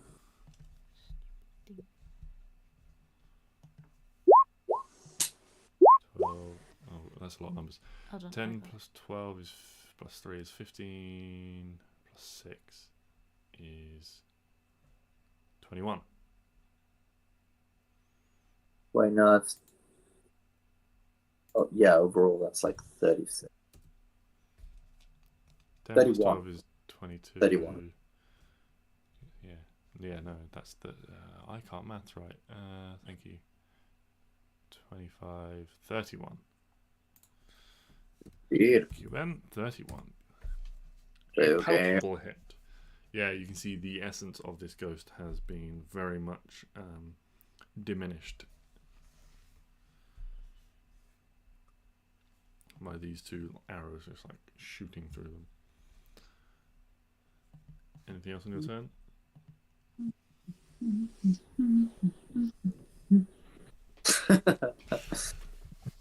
Okay.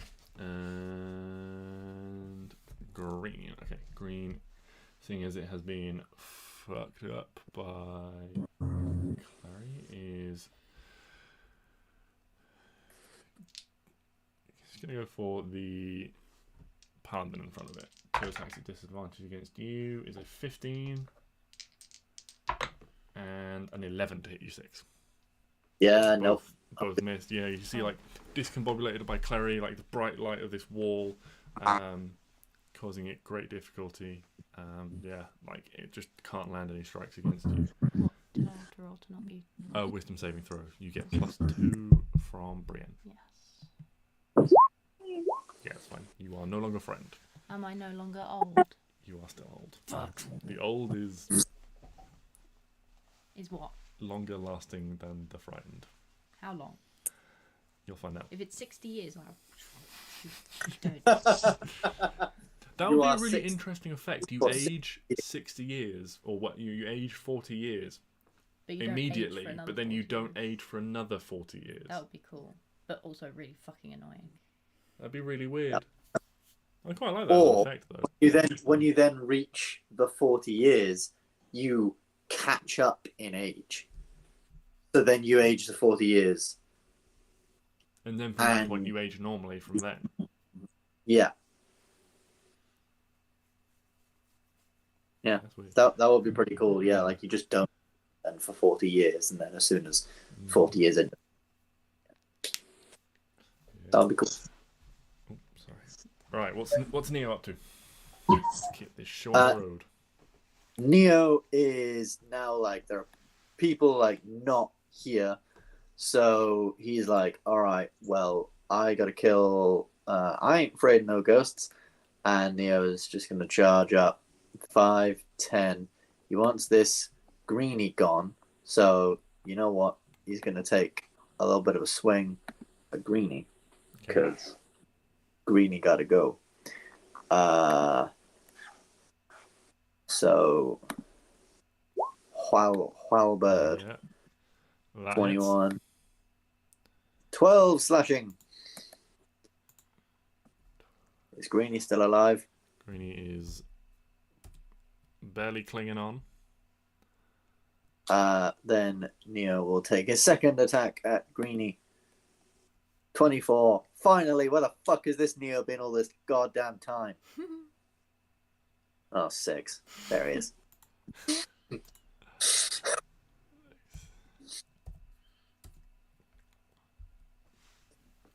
Yeah. Runs in, gives him 2 pokes. And then I don't think he's got much in the way of bonus actions. So he's good. I mean, I think he can like Hunter's Mark, but he's going to save it for now. He's saving it for Belladonna. Okay. And for things like Cure Wounds and Hellish Rebuke and all that fun stuff.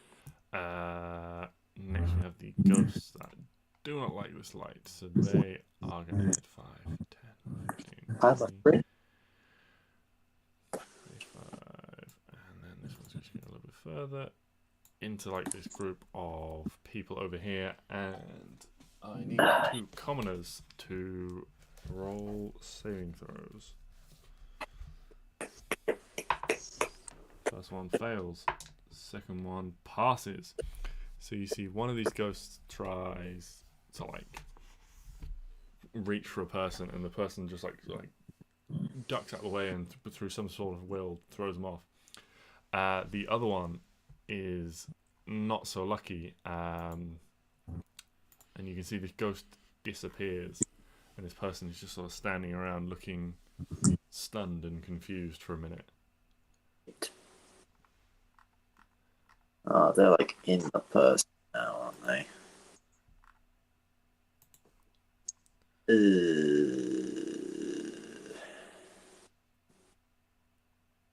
But I don't know if that person isn't like dead now, right? They're just possessed. Oh, I'm gonna have to do. I'll just drop that in that space there to signify this person. And that's it. Then it is Brienne's turn, and she is with this sword out, gonna rush forward as far as she can. 10, 20. She can't make it much through the crowd, but she's gonna use that action to cause the wall of light to do a bolt, and as it does so, it gets slightly smaller. But she's gonna do a bolt against the one in the wall. That needs to make a con save, which it fails, and so it takes. Let's roll this all together. Takes 48 radiant damage. 8, 10, 18, 22 radiant damage, and is blind. That fucking good.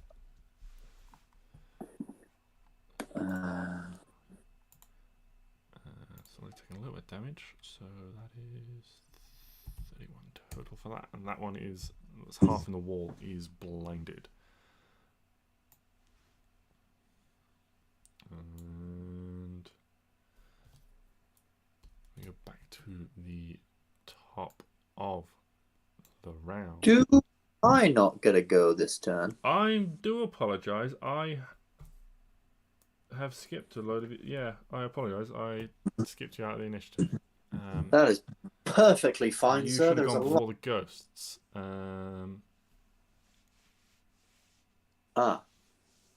It's fine if you just want to put me now. Yeah, that's what I'm saying. Yeah, go now. And So, Stix, quick attack against green. Hopefully he dies. Or do I do this thing? I'm still undecided. Yeah, I'm going to do this thing. Spirit Shroud, all around me. okay, All creepy woodland spirits start just coming around. And then give Greenie a good do they whack. take any damage when Spirit Shroud appears? No, this is damage on top of my melee attack. Okay. So that hits. And yeah, 9, only 6. only 2 HP left on that one, unfortunately. So 6. Sweet. He's dead. I trust Klari and Neo to take on the other white. So then I run. Does it seem... So the skeletons were summoned by Belladonna. Would I be able to ascertain anything in terms of, like, has she summoned these things? Is she controlling them in any way? Or is this, like... I'm making an Arcana check. Cool Arcana. Fuck if I'd had advantage. Yeah, you're not sure. You know, they could be more free to do what they want, more intelligent and independent. Potentially, you know, they certainly look like the ones you fought before. Right. So in that case, without fully knowing that information, as much as Stix really just wants to go slap Belladonna in the face, he won't, and he will instead come here and non-lethally, with like the flat of my sword, try and basically whack this person. Yeah. So, because I think, 19. Yeah, that hits. Oh, if I had that fucking crit. Plus 1d8. I mean, is the 1d8 automatic? Yeah. So with Spirit Shroud, it says Until the spell ends, any attack you make deals 1d8 extra damage when you hit a creature within 10 feet of you. This damage is radiant if the spirits are good, necrotic if they're evil. Any creature that takes the damage can't regain hit points until the start of your next turn. You can't really non-lethally hit with a spell like that, so like even if I'm like using like the flat of my blade, it's more the additional magical. It's like if you had additional fire damage on your sword, it would be hard to stop it burning someone if your sword is on fire. If you see what I mean. Yeah, So you haven't killed yeah. this. I'll say you haven't killed this person outright, but they are now unconscious on the ground, potentially in mortal peril. I'll make some death saves for this commoner. But you like hit them. It's this weird juxtaposition: is you knock them out with the flat of your blade, and they land on the ground, but remaining in almost in exactly the same shape that they were. Is this ghost emerges? Does it seem like the damage is carried over somewhat? So the damage. That's an excellent question. To the ghost. It doesn't say whether it does or not. I'll treat it like polymorph and say the damage does carry over, because I'm kind of also forcing the damage on this commoner, which will make that 11, 18 minus 4 for a commoner is 14, which is exactly what you need to kill a ghost.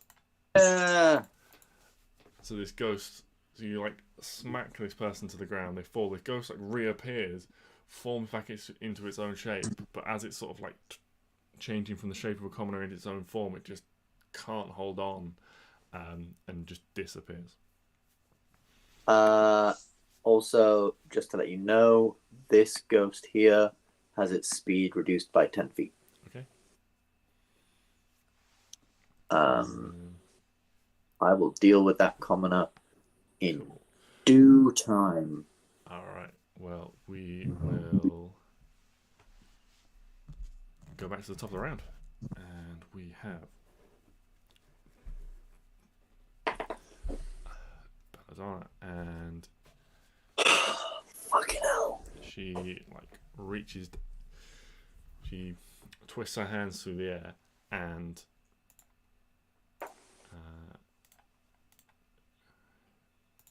disappears, and then you see the body on the ground begins to move. Not like it's being possessed or anything like that. Like under its own steam or anything like that. It literally just sort of levitates a couple of inches off the ground and begins to just slide away. What, the dwarf man?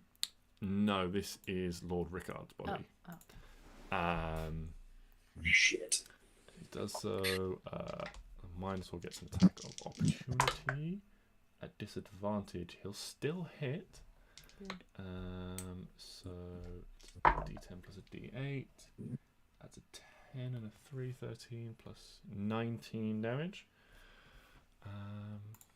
19 damage to her, and she has to make a Constitution saving throw, which she passes. So she is still invisible. Invisible. But that is her turn. She begins to. Can I grab this body on the ground? But we have Klari next. This body moves as well. Klari time. Faces change. Klari. Don't wanna be a stuffy one. Klari.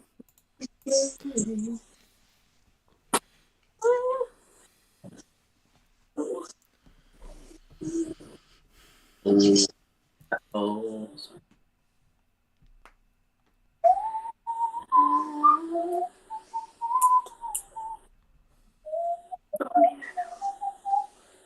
Is the one in the light thing still alive?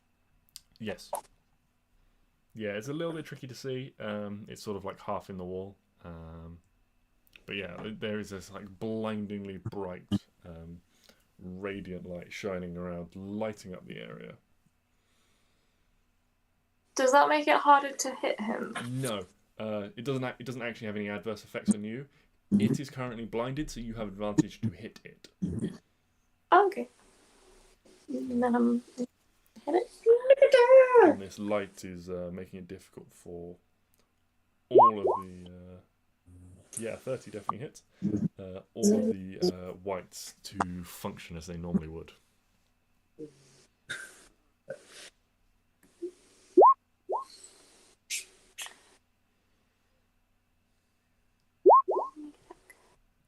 So that is 18, 28, 34 points of damage. Is it still alive? Yes, yeah, it is still alive.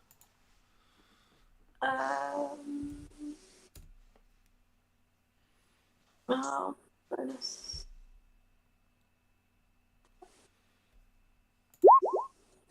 Yeah, 20 hits.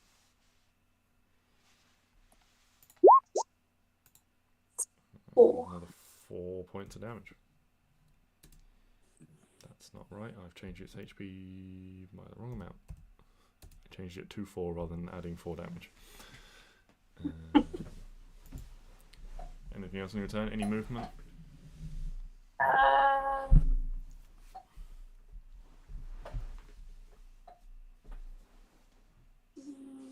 No, I'm gonna stay here. Okay.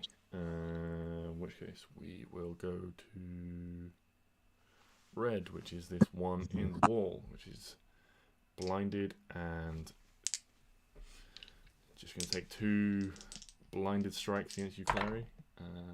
It's a natural 1 on the first one and a 17 on the second one, which I think with your new armor still misses now.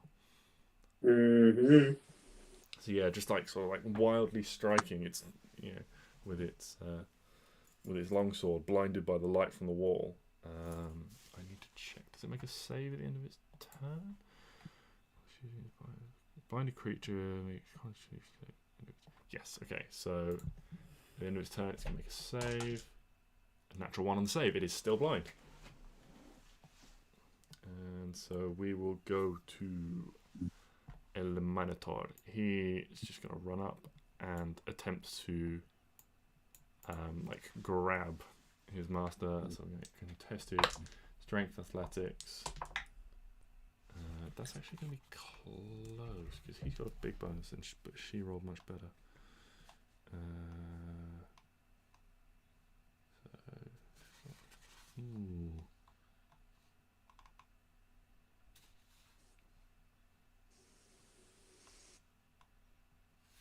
Yeah, so he attempts to like try and grab Lord Rickard and pull him back, but whatever the invisible force is holding on to it, he can't seem to deal with. So you can see he like instead while holding on and there's like almost like this tension moment where the body's no longer moving. He like rips open a pouch on his belt and almost breaks this the top off this glass tube in his haste and just pours this red liquid down Lord almost sort of more over his face than down his throat, but some of it does make it into his mouth and he coughs a little bit. No longer bleeding out, but still in a fair bit of danger. And then we go to blue. Blue is continuing to just move amongst the crowd, dealing damage to them. And you can see, none of you will be able to. Actually, Arwen, you might be able to see from your position. You can see that people are just being felled as they cut through the crowd. Sort of the last stragglers who have maybe fallen over or struggled to get out of their seats in the crush. But it is now your turn, Arwen. What are you doing? Flame boy. Mm-hmm. You summoning a wildfire spirit. You can go. I'll just resize that for you. I think I can't remember how far you can near me? Christ. It's something like summoned within 30 feet of you. Yeah, that'll do. Yeah, that will do. That's fine. Okay, and then I'm going to cast Scorching Ray. Mm-hmm. Oh, the one that I had targeted for my Hunter's Mark is down now, isn't it? Yeah. I'm going to target the other one. Okay, so you move it over as a bonus action? Yeah. As a bonus action, summon your Wildfire Spirit. No, it's an action. Okay, I can't do that. Okay, I can move the Hunter's Mark, but I can tell my Wildfire Spirit to do Flame Seed, so that's what I'll do. Okay, so you summon your Wildfire Spirit with an action. Yeah. Okay, and then you move your Hunter's Mark, and then your Flame Spirit moves after you and does Flame Seed. I don't think this is correct. It's an 18. Oh, yeah, that's fine. Are you aiming for the other ghost? Yeah. Okay. Yeah, so you summon this spirit as like a burst of fire around. Fortunately, most people have cleared the area by now, so they're relatively safe. And 10. 10 fire damage to the ghost. Okay. That's max damage. Nice. Good boy. Good job. Good boy. Okay. Anything else on your turn? No, Any movement? No? Okay. Green has been dispatched, so we'll go to Neo. Neo Has is all his spell slots and is a paladin. Just saying. yes, he is. And seeing everything going on, there are a bunch of people to the left. He's seen that Stix has knocked out a dude, and it's like, oh fuck, that's not good. Stix, you fool. And is realizing that everything's going on, and he's like, you know what? I don't get a lot of fun sometimes, you know? I don't have as much fun as everyone else does. So, boom, haste. Haste on himself. Yeah, haste on himself. So that's an action to do, isn't it? So that's like really kind of weird. Casting haste is his action. Yeah, that's fine. And then he's going to run 5, 10, 15, 20. And he's just going to like charge over here. And he's going to be like, Stix, what the hell? Why is this person on the ground? While he uses his hasted action to just stab this guy. Okay. Actually, no. Because he understands what haste does. And I believe we've had a combat where he got stunned by haste before. So instead of run, cast it on himself. No, I got stunned by haste. Oh yeah, you've been stunned by haste, and I've been. And it's not really stunned. It's you It is just stunned. are in. It literally says the condition is stunned. Does it? Yeah, I'm pretty sure. I read into this, and I'm not sure it is. Because I was tempted to give it to something, and I never did.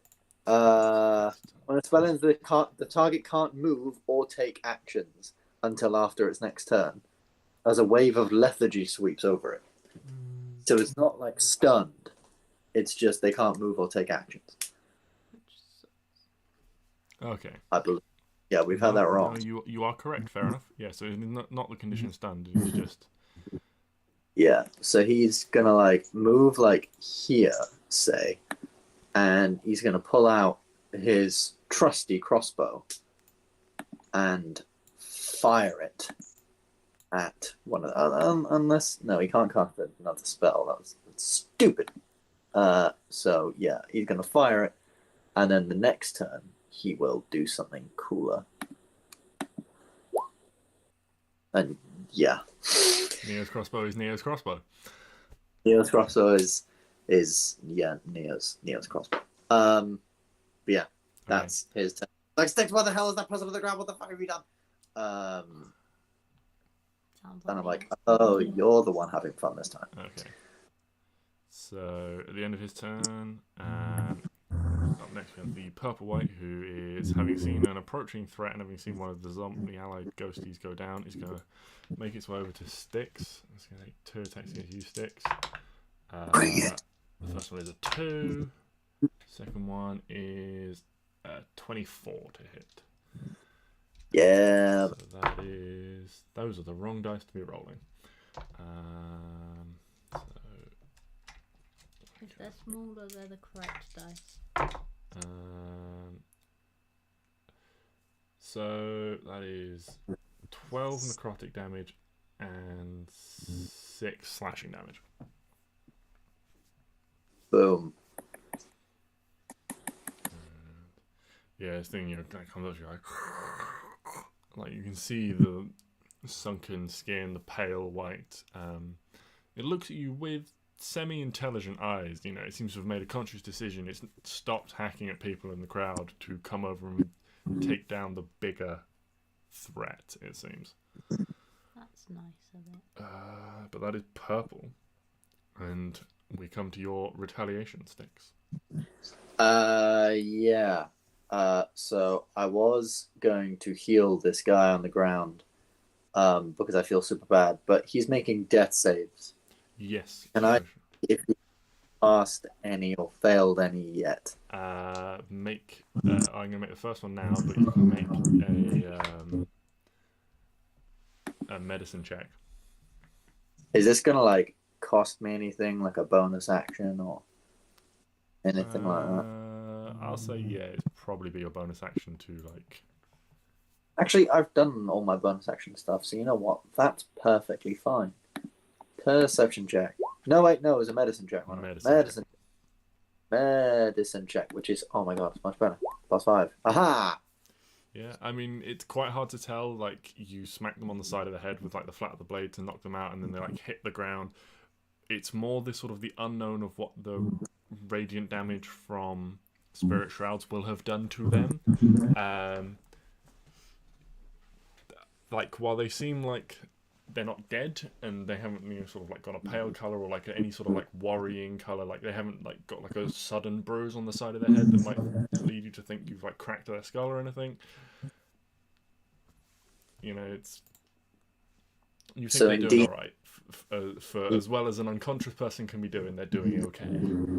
so in D&D terms, they've passed or failed a death save. Correct. Which one? They've passed or they've failed? They've passed one. Okay, cool. Okay.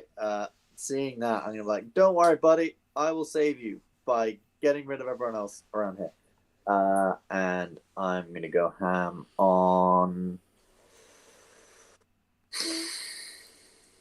I really wanna. The white dude is doing so much more damage, but it's the ghost that's frightening everyone and making everyone old. And Clary's not. No one's within 10 feet of me anymore. Fuck it. I will take down this white guy. With my longsword. Tornado. Plus D8. 1. Fuck. 13, 14 points of damage on the first strike. Okay. And then the second strike. Oh, fuck's sake. 11's not going to do it. You come in, you cut into the side, cleaving through some of the armor into the side, and then as it come around to make the second strike, you just clang as two blades lock together. It almost leans in towards you And then I think I'm going to main for the time being. Wait, where the fuck did Belladonna go? I can't see her on the map. Yeah, she Not went worried. invisible. Yeah, fuck. She went Okay. invisible and began to drag away. Well, not drag away, but move away Lord Rickard with the aid of some magic. Fuck. Okay, that's a problem. But that's a problem that we can't necessarily deal with right now. Yeah, that's pretty much me. Okay. And then we have the Ghosty, who is going to just make themselves most useful they can by just attempting to possess another commoner who gets a natural 1 on their save. See, rushing after someone who's flagging in the crowd. They get all the way up to here, and then Same thing happens. This person like falls to the ground and then stands up again, looking sort of dazed and confused, looking around. But that is their turn. Brienne's turn. She can finally move at full speed, and she's going to 5, 10, 15, 20, 25, 30 feet up to here. Use that action to blast with the wall, so the wall of light gets slightly smaller, which is another con save from this zombie. That's a fail, so he takes another 4d8 radiant damage and is blind again. This one cannot win. That's cocked. Oh great, it was cocked, and so I rolled it again. It landed on top of one of the other dice.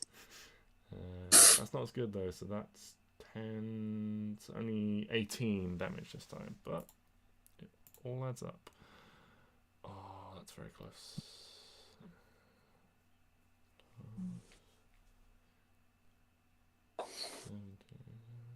87 damage total. But that is her turn. And we'll go back to Belladonna at the top of the round. She is still trying to move Lord Rickard.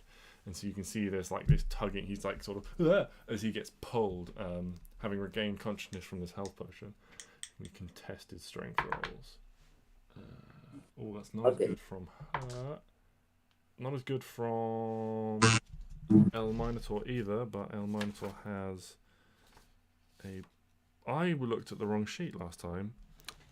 For his... I knew his athletics was better than that. I don't think it would actually make a difference because it's not as high as I thought it was. But, yeah, so, like, he's, like, you can see it's this weird juxtaposition of, like, the Minotaur, whose name you still don't know yet, I don't think, has, like, got one hand, like, on, like, the scruff of his neck and is, like, pulling him back. But, like, one of Lord Rickard's boots is like in the air and is like being like almost like the source of this pull, and so he's almost like floating, being like waved by this Minotaur. It looks like he's being waved like a giant flag at the moment. Oh, lovely. Like a windsock. Yeah, like a windsock. It's a human windsock moment.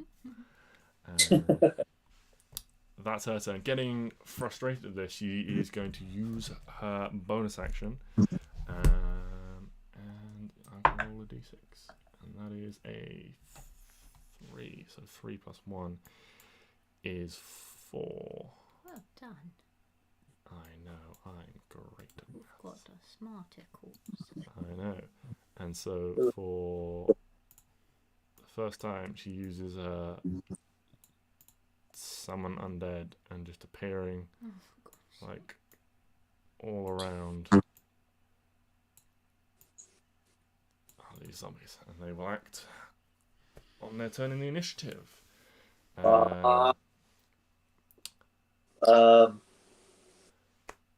go to Klari. Needs to be dealt with.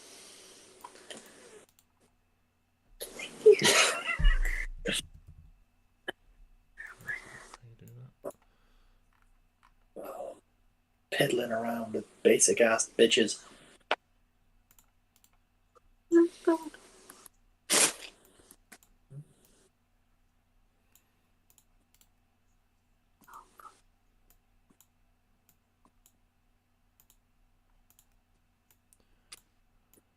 Oh yeah, Klari, you've got a fairly, all things considered, a fairly hurt-looking, looking zombie close to you, still blinded by this wall of light. You can see across the way a larger number of zombies has been summoned. All around you, by the way, there is like all the guards and things that were around you have like been spending their time trying to like usher people away, and like looking out further afield, you can see that more undead have appeared. You know, these first ones that have sort of fallen within the crowd have like spread out, and they are dealing with problems further afield in the park.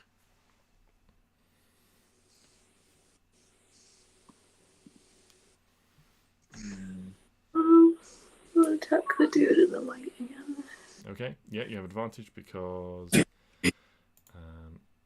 he's blinded. He is quite weak. 24, that definitely hits. And that is 14 damage is enough just to finish this. So like blinded, you take advantage of that and just like slash at you. And again, this like using this electrical elemental crystal embedded in your dagger, just like it sparks through it and just like as it's like burning of like rotten flesh like reaches your nostrils and it just collapses smoking to the ground. You can use your sneak attack on your bonus. It's not. What's the word? Hard train anymore, is it? No. Cool. So 5, 10, 15,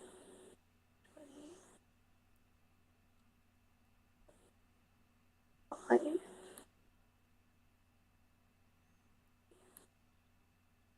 And attack the purple guy. Yeah, move across.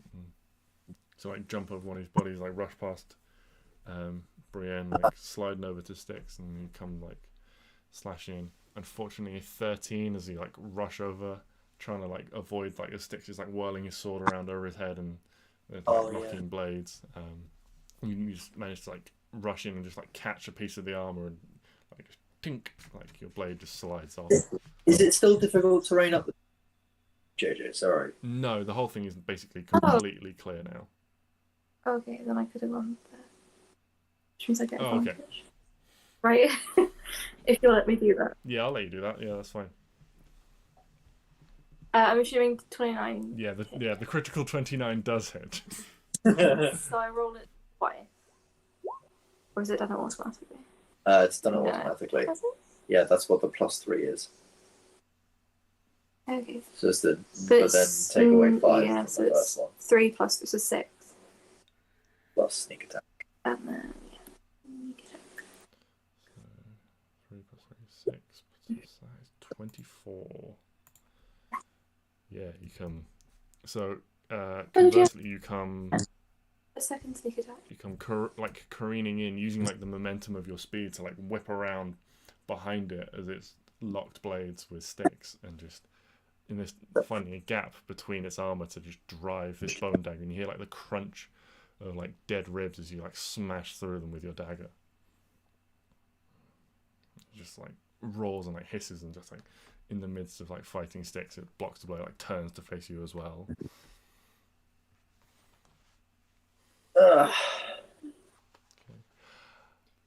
Did you have the extra?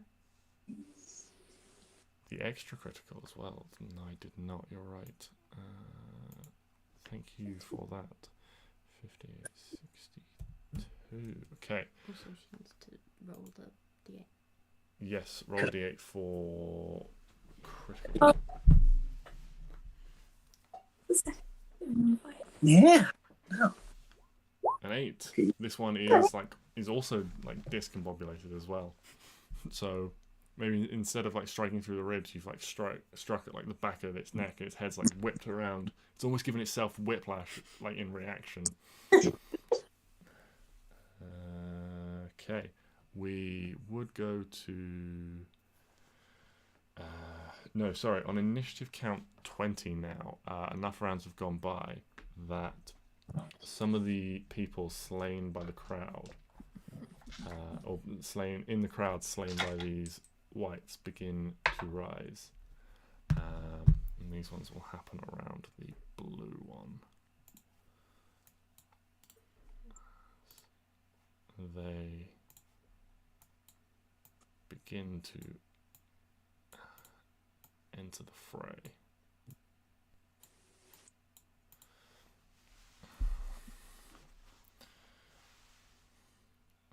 Then we have red. Red is defeated, so we go to the Minotaur. He is kind of surrounded and is just going to take 2 strikes, trying to get rid of some of these zombies. That will definitely hit. He has a nice big slashing weapon though, so he benefits from cleaving rolls. Although that's not great damage. But these zombies are. These are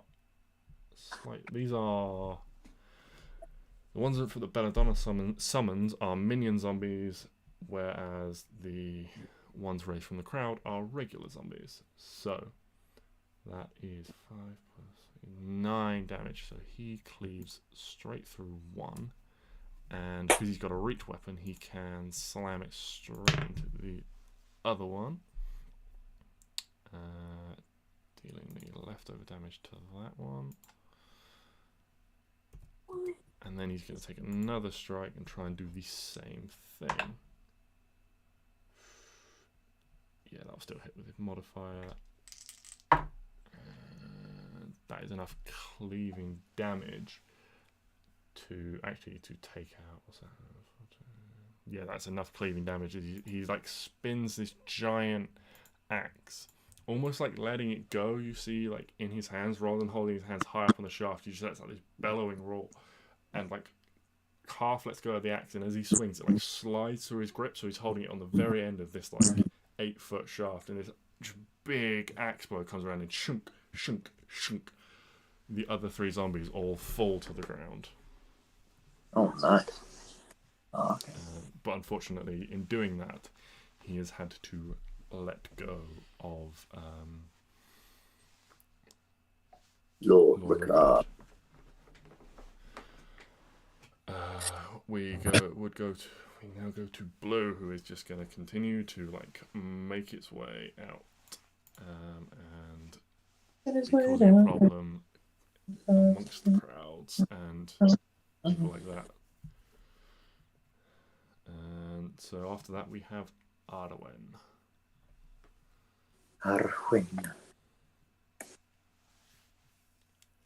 If I do it at third, oh my god, hold on.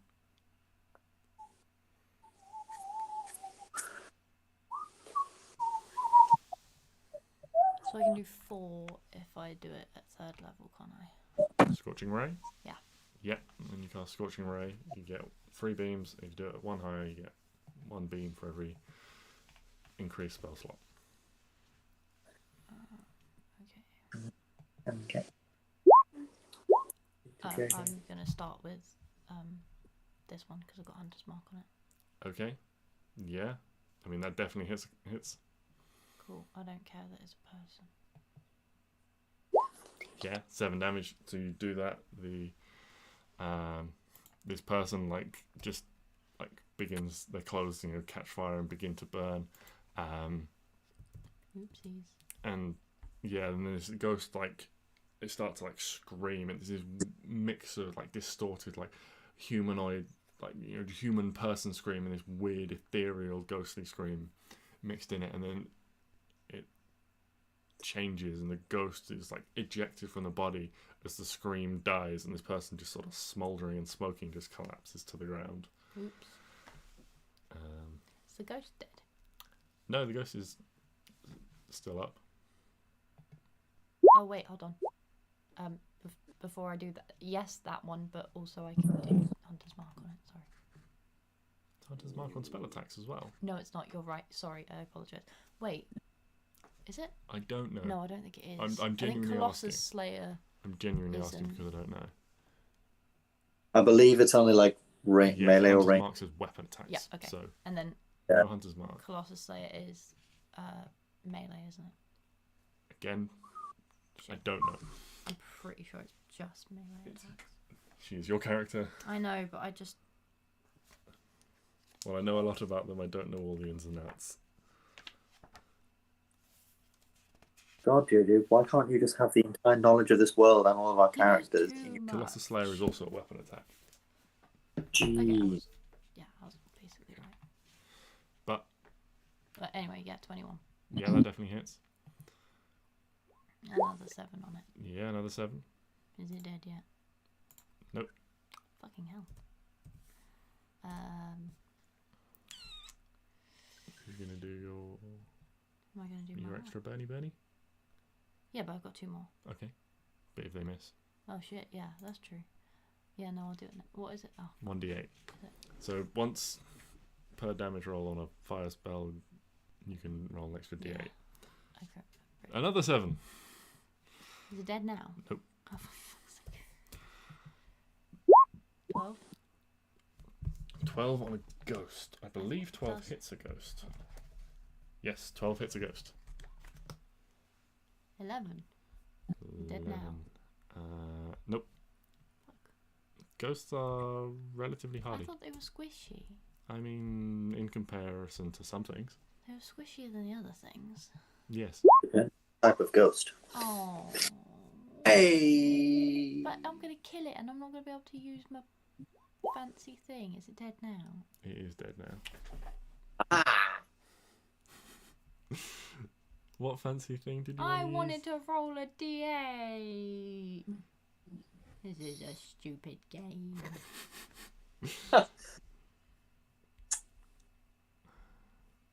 It is dead now. You shoot quickly, like rapid fire. These 4 beams like come out of your hands and like literally just like burning holes like as they blast through. I think 6 is right. You're up, Arwen. Anyway. You're still in your prime. You're still Oh wait, no. I hope they eat you and you die. I will burn your trees in your sleep. Oh look, Elvis is on fire. Oh no. Oh Jesus. Apologies. That's what I thought. Anything else on your turn, Arwen? Fire spirit, Okay. go. Oh, why couldn't we have got Hugo to fail this save? Because that would be so useful. No, because he would just be older. He wouldn't be more intelligent or bigger. Fuck. Hey, he's enough intelligent as he is. Yes, he's perfectly fine, but He's it doesn't give perfectly you fine. He's exceptional. Thank you. it doesn't give you more. It doesn't give you 40 years worth of experience. It just makes you 40 years older. Also, you got the worst by rolling a 4 on that. Thank you for reminding me, my love. You're welcome, my dear. I really appreciate this. Rub it in anymore, why don't you? You're getting great in real life as well. Okay, I'll sleep on the floor tonight. Mm-hmm. Oh, you are. You can probably look at it in the garage now. Yeah, somewhere cold. Dark. 15 misses, unfortunately.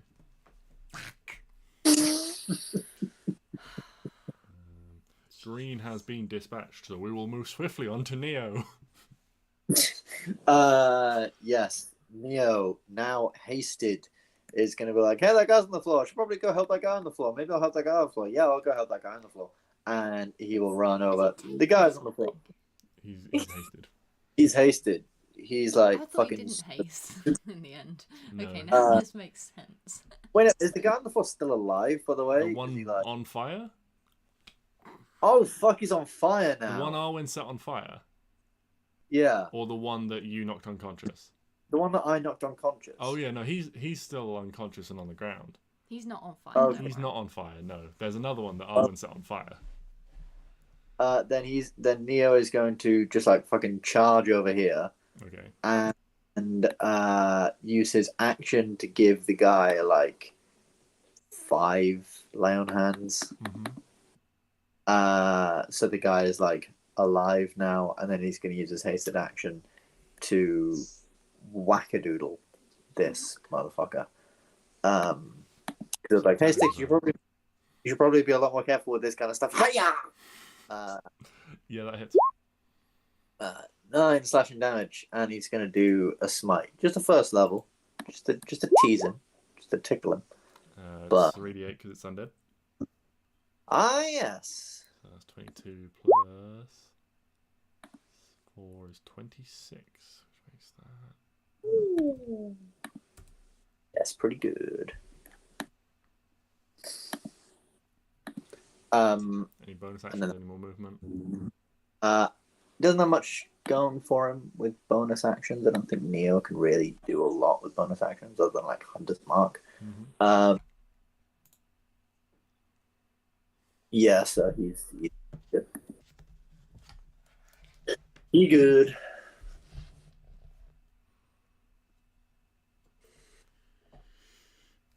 Okay. And then after Neo, we have Purple, who's gonna feeling a little bit. Would I be after or in and around this area as You well? are after Purple. I see. Okay, cool. Just so Purple is going to go for first for Klari, who dealt the most damage to them.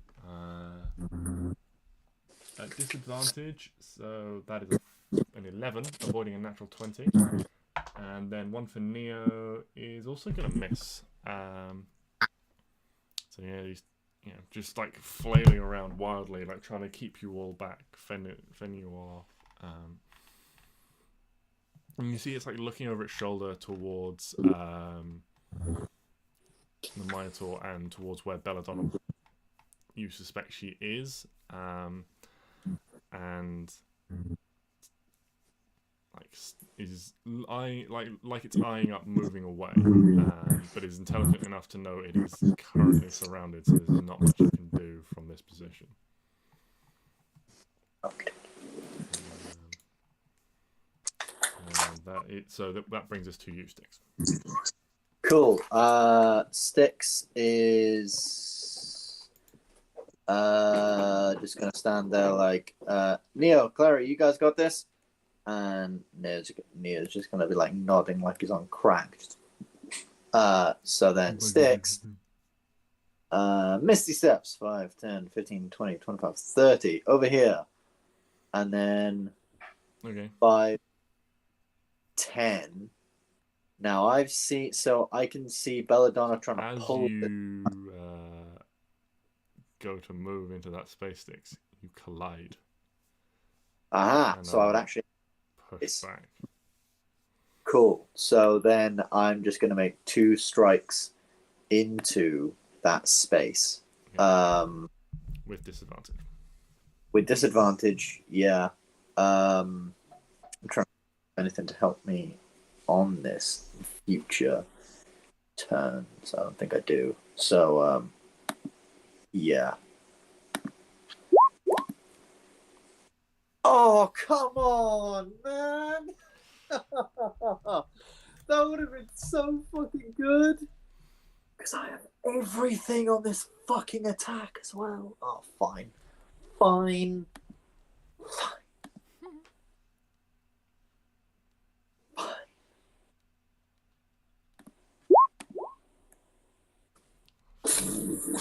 Like there is like a slight like shimmer in the air, like giving her away, and you're like trying to slash, but she's like using this advantage of being invisible just to move very slightly out of the way.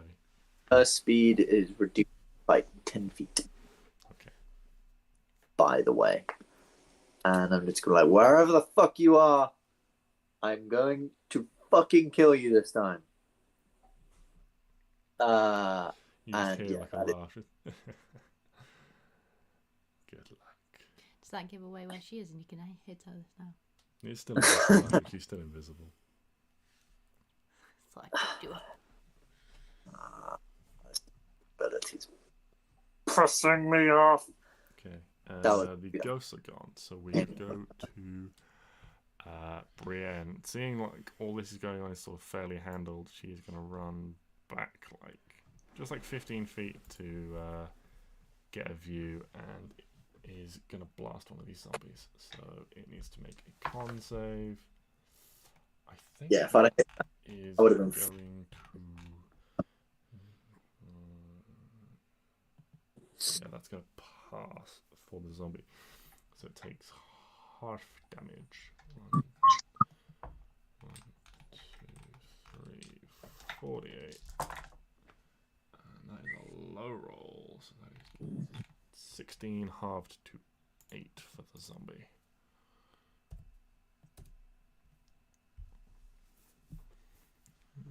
should put that in a square. And that is her turn. Oh, and then the wall shrinks by a further 10 feet. But that is Brienne's turn. At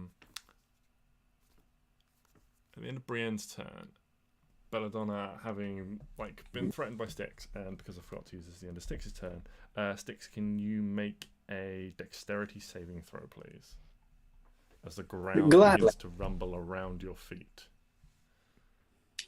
+7. 21. 21, yeah. Having seen this before, you are prepared. You dodge to the side as these bones shoot out of the earth and try and trap you in a cage. But then it is her turn, and on her turn, she is going to. What she can do? She is going to make an attack against Stix with advantage because she is invisible. That is going to be a definite hit. Yeah, 26 to hit. And now we can get out all the d10s. Oh, that's a rubbish roll. Stix, you take 10 necrotic damage. As she reaches out and grabs hold of you on your arm, revealing herself in the process. Is this a spell or just an attack? This is a spell. I take 5 necrotic damage. She reaches out and grabs hold of you, and you feel this necrotic energy wash through you, and all the little cuts and things you've sustained already, the bruises from the other days and stuff, suddenly ache and burn and bleed so much more as she inflicts these wounds upon you. I just wink. Give her a cheeky wink. Try and put her off her game.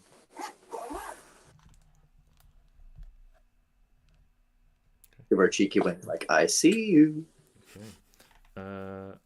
That is her turn. So we go to Klari. Klari.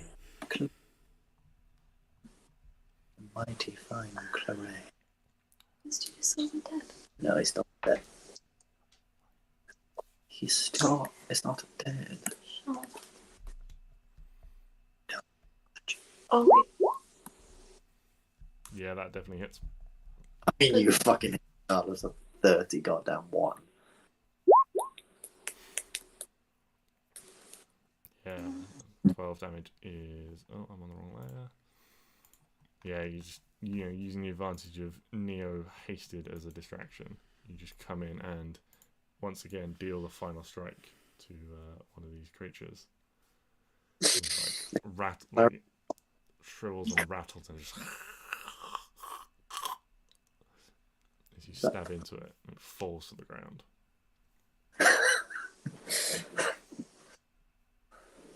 Klari the cleaner.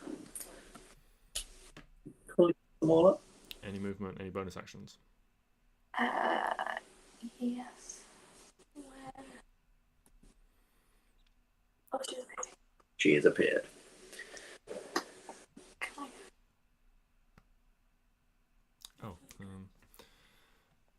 Oof. I am Oh, on one thing actually. Belladonna is just going to summon a few more zombies as her bonus action because I forgot to do that.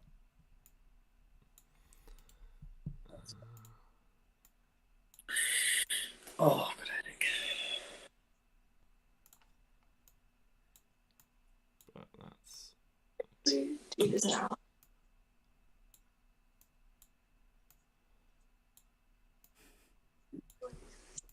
they just appear all within 10 feet of her. Okay, so I'm gonna go 20 and attack that one. Okay.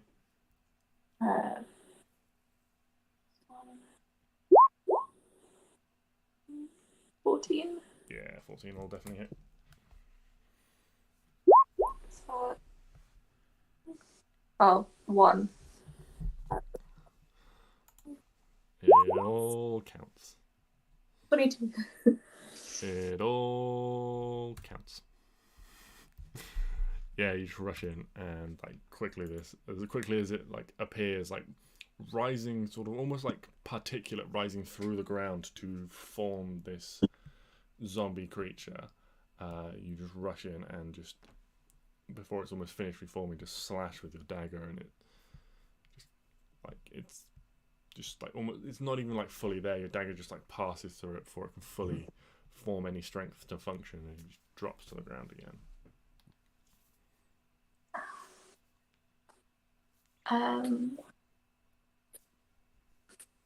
That's everything. Okay. On initiative count 20, more of the crowd begins to rise. These ones, I'll say, are on the other side.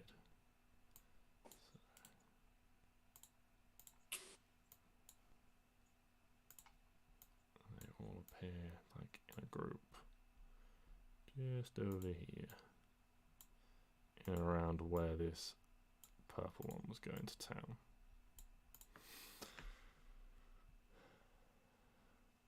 And go to the Minotaur. The Minotaur is going to make a... Well, actually, to reach out and touch you, the Minotaur can take advantage of Belladonna, like taking her hand off Lord Rickard, and he is just going to move away 5, 10, 15 feet away, moving at sort of half speed, and he's like uses like his action to like pull Lord Rickard to the other side of him. He's going to take 2 attacks of opportunity from the zombies. One of them will hit, so he takes another 5 damage. Not looking in great shape, but still standing strong.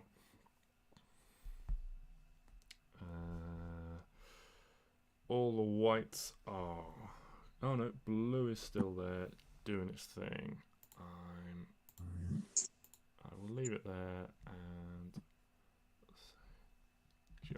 blue is kind of... I'll say it's kind of exhausted everything around it, and so it like turns back towards the main fray, and this time it pulls out a bow.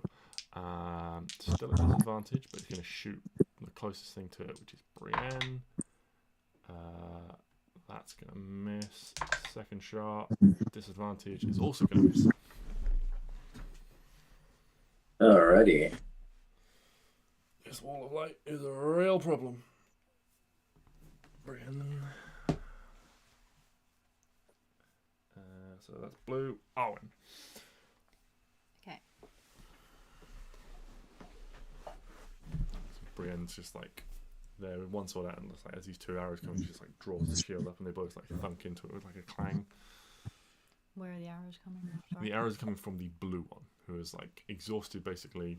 There's quite a lot of dead people on the ground around it, and having exhausted all of that, it has just pulled out its bow to start attacking.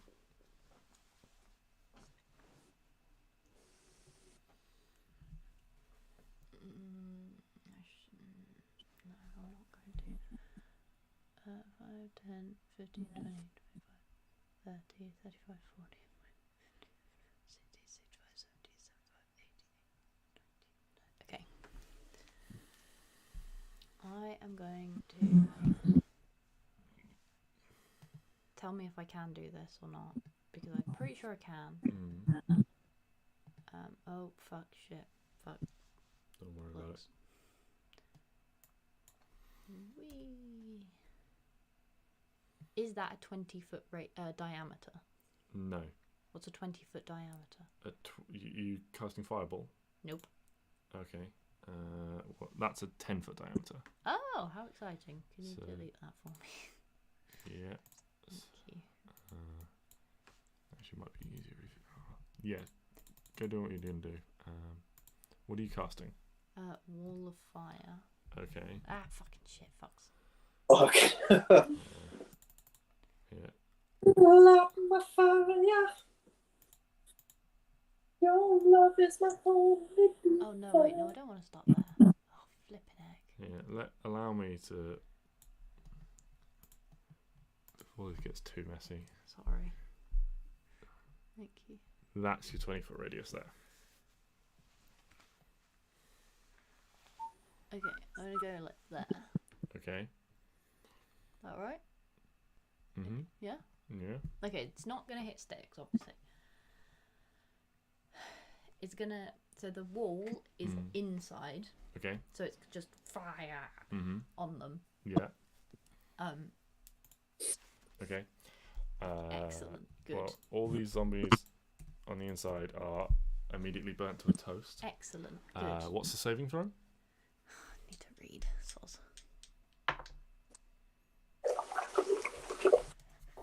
Dexterity save. Dexterity. Okay, so it's an 20, which will pass, I'm sure. Fuck that. Um, Rudeness. Mhm. Okay.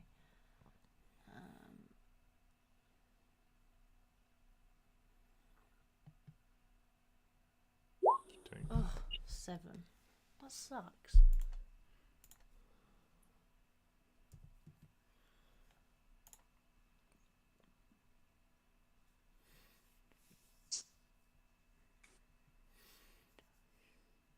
Okay, I think she takes damage if she tries to move through it, and if she move. So you've used the ring version when you put the damaging side on the inside. Yeah. So Okay. if she moves. If she moves through it, or she ends her turn within that area. Yeah, but she automatically moves through it anyway because it's constant. It's 10 feet. All the way inside, so she's currently like in the wall. She's in the fire, yeah. Yeah, she's currently in the wall of fire. Yeah. Okay. So if she moves at all, she'll take damage. If she goes... Yeah, I understand. Okay. Okay. Anything else on your turn? I'm going to move a bit. Because now nothing can... Anything else other than your movement? I'll tell my flame dude. But their turn happens after yours. Yeah. Okay. At the end of your turn, you can use a legendary action to go incorporeal and move 5, 10, 15, 20, 30 feet. Is that a movement speed? Yeah. She still gets burnt. Right? She is incorporeal and therefore cannot be harmed. I lost her. I can't even move it. Well, you know what? You destroyed all the undead skeletons, if you're getting me a bit worried. I decided to do that instead of fireball. I thought she was in a fiery prison. What's Neo up to? Neo is on fucking zoomies still. Neo is still on zoomies. So he's looking around, and I think he'll try and help clean up some of these zombies, I guess. I don't know. He also doesn't... I guess he's been paying it. Put some markers on these zombies to identify the raised zombies that are different to the summoned zombies. 25, 30, 35, 40, and he's just going to get in her way there. Okay. It's like, no! Back the fuck up, bitch. Or something. So, first hit, 22. 6 slashing, and you know he's going to add a smite. Oh, that's a fucking good one, to be fair. 18. So that's 24 damage on that first hit. Okay. And the second hit is just going to be a regular hit without smites unless it's a crit. 13. Actually, you know what? This is so far the only thing we've done today. He's going to stick a second level smite on that one. Okay. Because he's got spell slots. So that's 4d8. Cause undead. 19. Okay, yeah. Oh, I think it's a third attack because he's hasted. Fucking Neo. My man.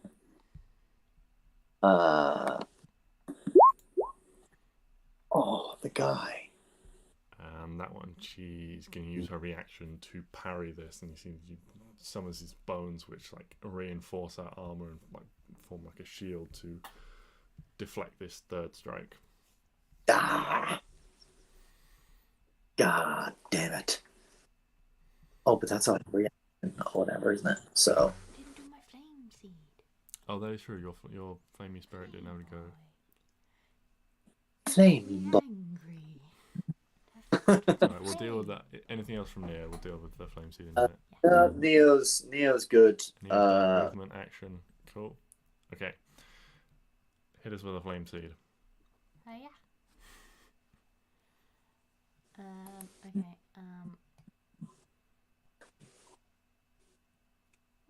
Which way should I go?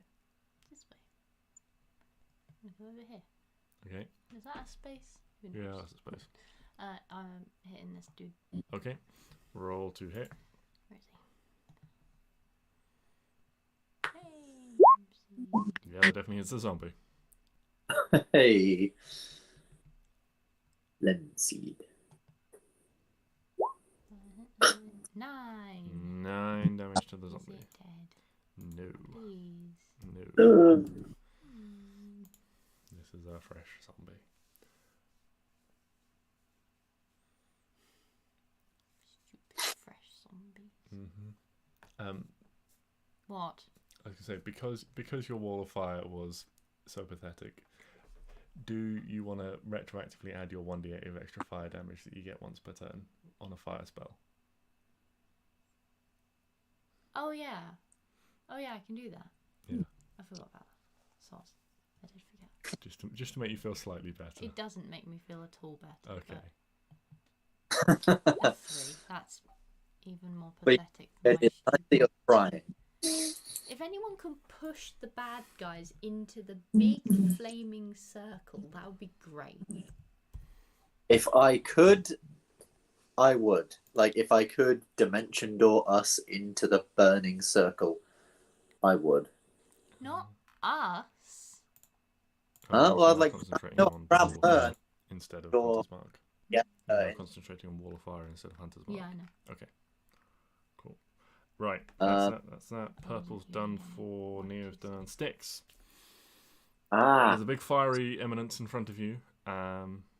Yes, there is. And I'm like, okay, so that was Arwen. And I'm going to be like, hey, Klari, you got those zombies, right? Or like, you know, you and the flames, whatever.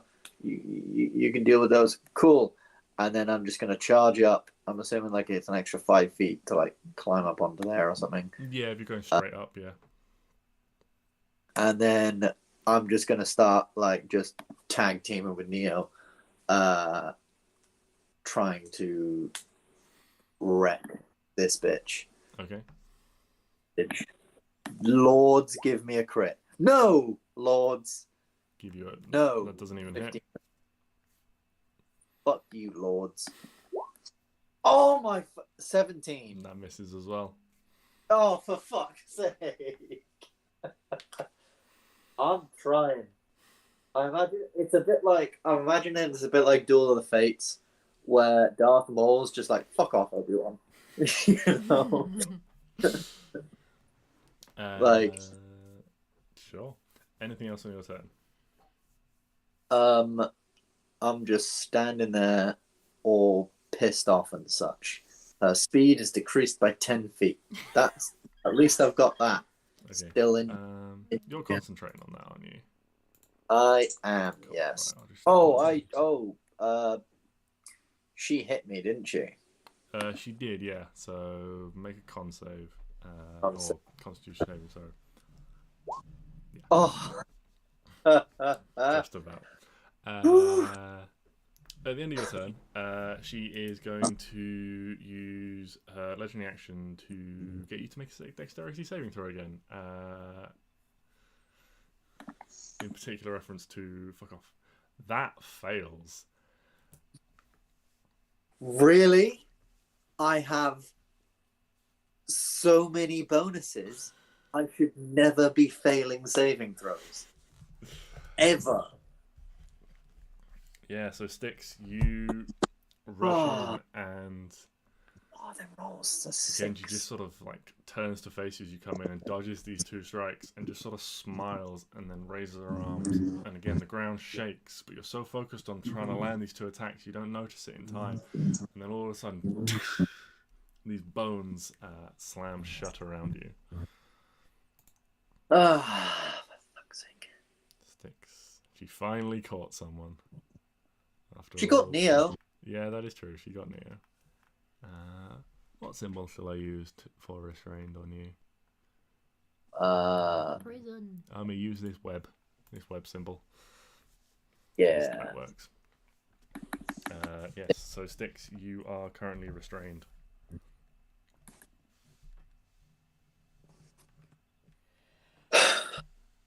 That's fine. That's perfectly fine. This cage is like quite dense and like close around you. There is not a lot of gaps in these essentially like bars of bones. It's basically like a rib cage that's like closed around you. Fun. I'll take it. Okay. Nearly at the bottom of the round. The ghosts are all gone. Brienne will go now. She will just continue to move 5, 10, 15, like in the direction of these zombies, but use her action, the wall, to reduce. To take another shot with the wall. It reduces 10 feet again. And the zombie's got to make a con save. This one time it fails. And takes 48 radiant damage. 1, 2, 3. Where's my other d8 gone? There it is. 7 plus 5 is 12 plus 8. 20. Ooh, almost enough to take down a zombie.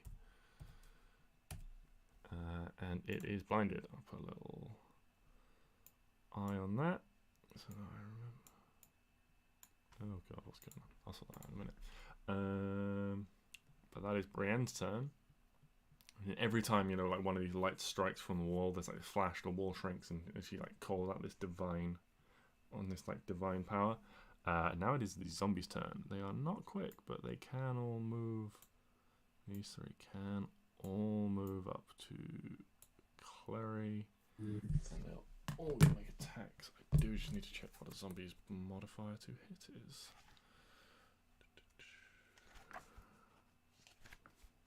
It's not a lot, I'm sure of that. So why don't I just roll these and see what I get. A natural 20 to hit you, Klari. A 21 to hit you, and another natural 20. Oh my lord. You gonna be fine. He's a bitch ass zombies. The first attack, first natural 20 is the first crit is 5 damage. Okay. The non-crit is 5 damage. And the second crit is 3 damage. So you take a total of 13 damage from these zombies. I told you. That's fine. Fine. That's fine. Fine. These ones are going to go 5, 10, and that one 5, 10, 15. Oh, they can both make it up to Brienne. So they will both make attacks. That's a 10 to hit Brienne and a 13 to hit Brienne. So she is fine. Just fence them off with her shield.